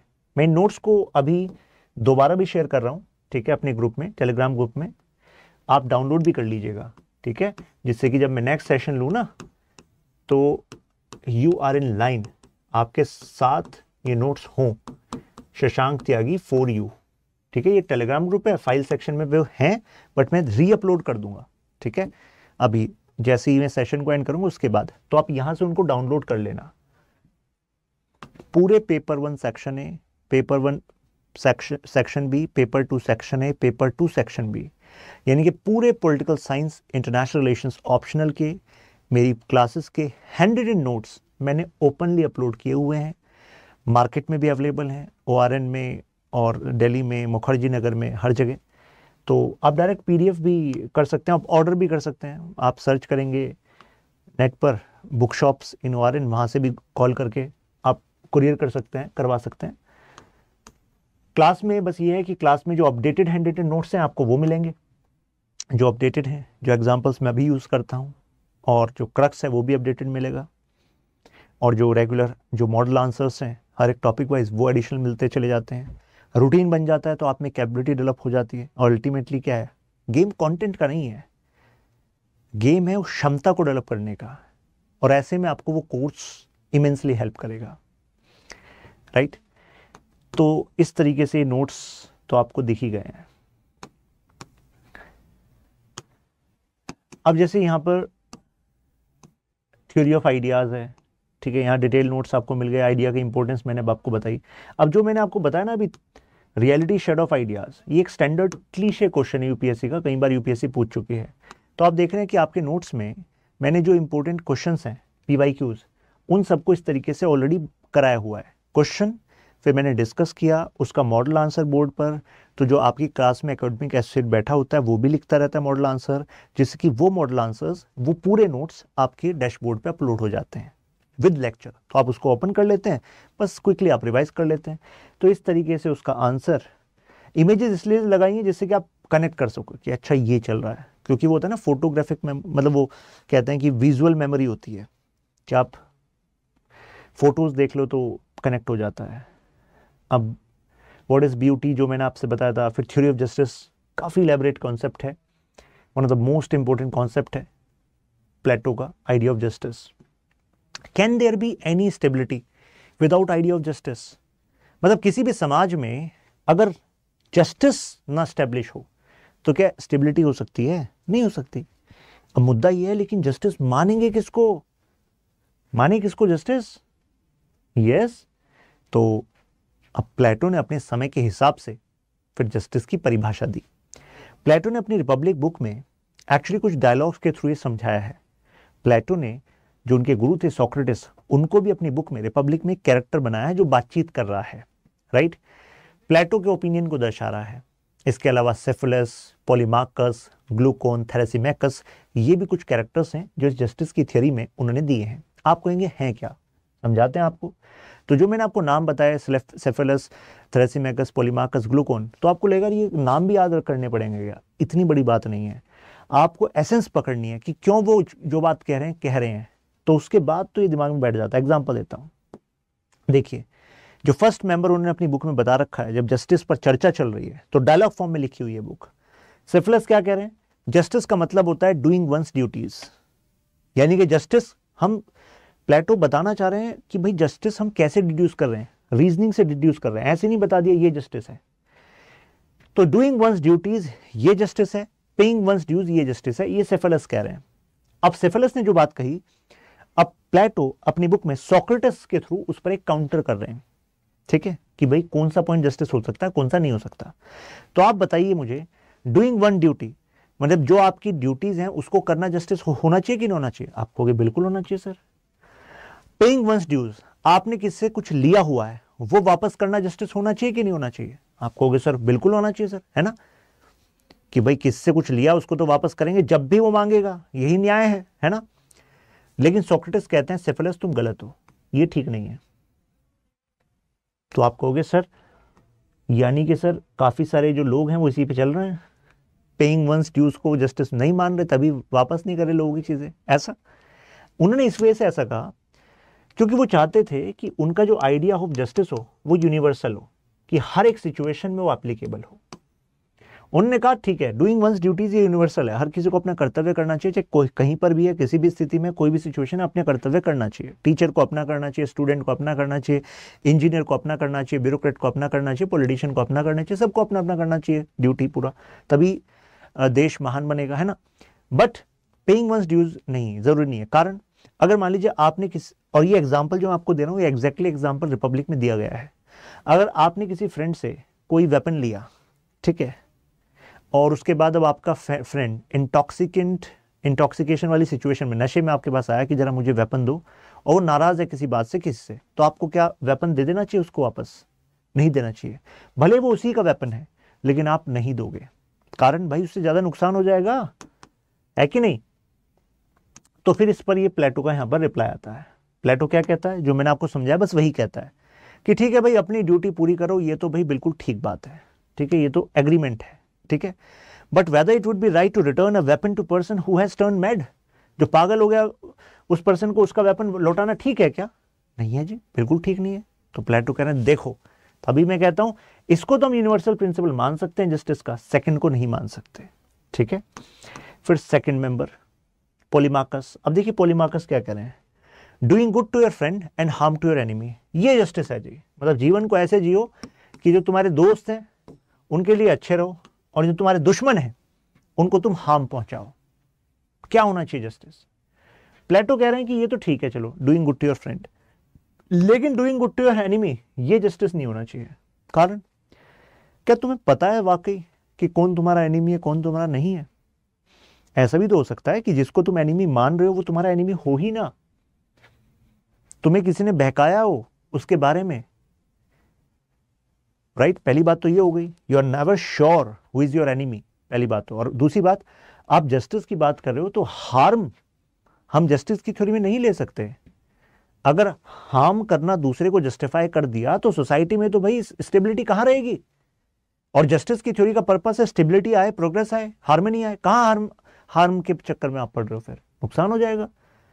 किसी ने अगर कोई आपको हार्म करा वो सरकार देखेगी, स्टेट देखेगी, आप कौन होते हो doing harm to your enemy?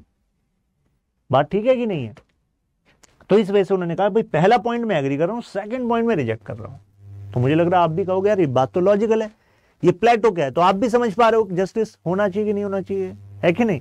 इतनी ही आसान है पॉलिटिकल साइंस। इसी वजह से हर साल मैक्सिमम नंबर ऑफ टॉपर्स आप देख रहे हो पीएसआर से। बस हमें पता होना चाहिए कि पकड़ कैसे बनानी है। अपने आप सिलेबस में भी ओवरलैप है, पकड़ आपकी बन जाएगी। रिवीजन आपको केवल यूनिट वाइज नहीं करना जैसे आप कई सारे ऑप्शंस में करते हो, यहां पर इंटरलिंक करके करना है। जैसे थिंकर्स को पकड़ लिया यहाँ पर और आइडियोलॉजीज को ले लिया। मार्क्स को पढ़ रहे हो तो मार्क्सिज्म को साथ रिवाइज करो, मिल और लॉक को पढ़ रहे हो तो लिबरलिज्म को साथ रिवाइज कर लो। नाउ फाइन विद, अब यहाँ पर फाइन विद गुड, ठीक है, फ्रेंड के साथ अच्छा हो, ठीक है। Does not accept the justice can harm anyone, बता दिया मैंने क्यों नहीं वो हाँ कह रहे हैं कि it is not easy to know who is your enemy, और ये पोलेमार्कस को कह रहे हैं भाई जस्टिस में हम ये हार्म वाला सिस्टम नहीं रख सकते, सोसाइटी को भी हार्म हो जाएगा इससे। बात तो ठीक है। अब थ्रेसिमेकस देखिए क्या कह रहे हैं। अब थ्रेसिमेकस ग्लूकोन की बात सुननी रह रही है। थ्रेसिमेकस कह रहे हैं कि भाई justice in the interest of strong, कह रहे हैं कि हकीकत तो यह है दुनिया में कि जस्टिस केवल स्ट्रॉन्ग के फेवर में होता है, न्याय केवल मजबूत के लिए होता है, गरीब जनता को कभी न्याय नहीं मिल पाता। तो ठीक है, स्ट्रॉन्ग के लिए होना यही वास्तविकता है, लेकिन आपको नहीं लगता भाई वीक का अगर ख्याल ना रखा गया जस्टिस में तो भी एनार्की हो जाएगी, अनस्टेबिलिटी आ जाएगी। और जस्टिस तो सबके लिए होना चाहिए ना, अमीर के लिए क्यों होना चाहिए या मजबूत के लिए क्यों होना चाहिए, है ना। जबकि थ्रेसिमेकस का कहना है देखो माइट इज राइट, दुनिया में हकीकत तो यही है कि जिसके पास पावर है वो जो कह रहा है उसी को मैं सही माना जाता है, सर्वाइवल ऑफ द फिटेस्ट, यही है रूल। थ्रेसिमेकस अपने आर्गुमेंट में कह रहे हैं, इस बुक में जो प्लेटो ने लिखा है थ्रेसिमेकस के कैरेक्टर को बनाकर, तो थ्रेसिमेकस कह रहे हैं कि देखो दुनिया में जो पावरफुल है उसके आर्गुमेंट को ज्यादा इंपॉर्टेंस दी जाती है, ना कि किसी पावरफुल आर्गुमेंट को।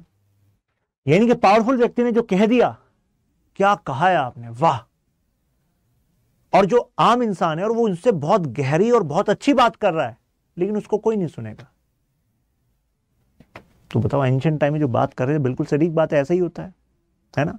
तो थ्रेसिमेकस का जो व्यू है वो रियलिस्टिक व्यू है अबाउट स्टेट और जस्टिस, कि अल्टीमेटली हम देखते हैं अगर आप मॉडर्न टाइम से कनेक्ट करो तो जैसे आपने सुना होगा जब ये टेस्ला की गाड़ी नहीं आई थी दुनिया में, ड्राइवरलेस कार नहीं आई थी, उससे पहले भी भारत में एक ऐसा केस था जहां पर ड्राइवरलेस कार पाई गई थी।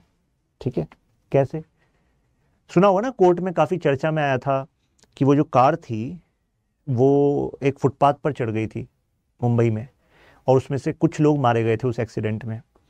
लेकिन इतने सालों तक केस चला लेकिन ये नहीं पता लगा कि वो कार एक्चुअली चला कौन रहा था, राइट। क्यों नहीं पता लगा, मतलब एक तरीके से यही साबित हो रहा है यहाँ पे यार, मतलब पता ही नहीं लगा चला कौन रहा था, यानी कि ड्राइवरलेस कार थी वो। तो एलन मस्क बाद में आया, टेस्ला वगैरह तो पहले से ही थी वहां पर। तो यहाँ इस एग्जाम्पल को देखें तो शायद आप कनेक्ट कर पा रहे हो कि बात तो सही कह रहे हैं कि justice is the interest of strong, जो स्ट्रॉन्ग है उसके इंटरेस्ट में होता है जस्टिस। एक और एग्जाम्पल ले देता हूं।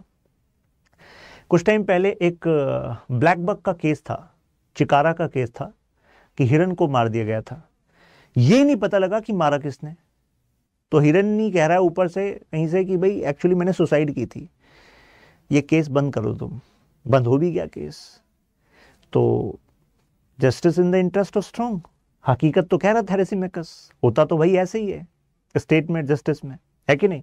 लेकिन प्लेटो कह रहे हैं भाई होता है ऐसा ठीक है, लेकिन होना नहीं चाहिए ना, इससे लोगों का belief system about police about court वो रिड्यूस होगा, राइट। और वो फिर वो बीच का तरीका निकालेंगे कानून को तोड़ने का, और वो किसी के लिए अच्छा नहीं है, right. So in any government whoever is strongest whatever they decide becomes the law. Thrasymachus कह रहा है हकीकत तो यही है, जिसके पास पावर है वो जैसा कानून बनवाना चाहता बनवा देगा। बाकी जनता सोचेगी अच्छा ये सरकार ने बनाया है, तुम्हें क्या पता असली सरकार है कौन, राइट। सो रूलिंग क्लास के इंटरेस्ट में ही कानून बनते हैं, थ्रेसिमेकस एक तरीके से ये कह रहे हैं। तो whenever possible we can serve our interest by evading the law. और इसी वजह से थ्रेसिमेकस यहां से स्कोप निकाल रहे हैं कि भाई देखो अगर तुम गरीब हो, कमजोर हो, तो तुम तो ये देखो कि सरकार का कानून जब स्ट्रांग के फेवर में है तो तुम अपने इंटरेस्ट को बचाने के लिए स्कोप ढूंढो कि जहां पर तुम कानून से बचकर कुछ काम अपना कर सकते हो कर दो, कानून को साइडलाइन कर दो। तो एक तरीके से एलिमेंट ऑफ सिविल डिसोबीडियंस है, मतलब कि भाई सरकार हमेशा सही नहीं होती, उसके साइडलाइन करके तुम काम कर सकते हो। लेकिन आपको नहीं लगता कि थ्रेसिमेकस का जो आइडिया है इसको प्लेटो रिजेक्ट करेंगे। प्लेटो कहेंगे भाई अगर आम जनता को ये बताओगे कि भाई कानून तो केवल मजबूत के लिए और तुम कानून को तोड़ दो, अगर तुम्हारे हित की बात आ जाए तो फिर अनस्टेबिलिटी आ जाएगी, हमें तो कानून व्यवस्था को सुधारना है, राइट। तो इसी बात को जो मैंने आपको समझाया प्लेटो ने उनके रिप्लाई में कही, राइट। वो कहते हैं कि भाई हकीकत तो तुम सही बता रहे हो, ऐसा ही होता है, बट हमें अपने पॉलिटिकल सिस्टम को चेंज करना पड़ेगा जिससे कि सभी लोग ऑब्जर्व कर सकें रियलिटी को। फिर इसके बाद जो फोर्थ है और जो लास्ट आर्ग्यूमेंट है वो ग्लूकोन का है। ग्लूकोन एक्चुअली थैलेसीमेकस के बिल्कुल अपोजिट आर्ग्यूमेंट दे रहे हैं। याद करने का तरीका, थैलेसीमेकस ने कहा कि justice is in the interest of strong, ये कह रहे हैं justice is in the interest of weak. Weak के इंटरेस्ट में होता है जस्टिस।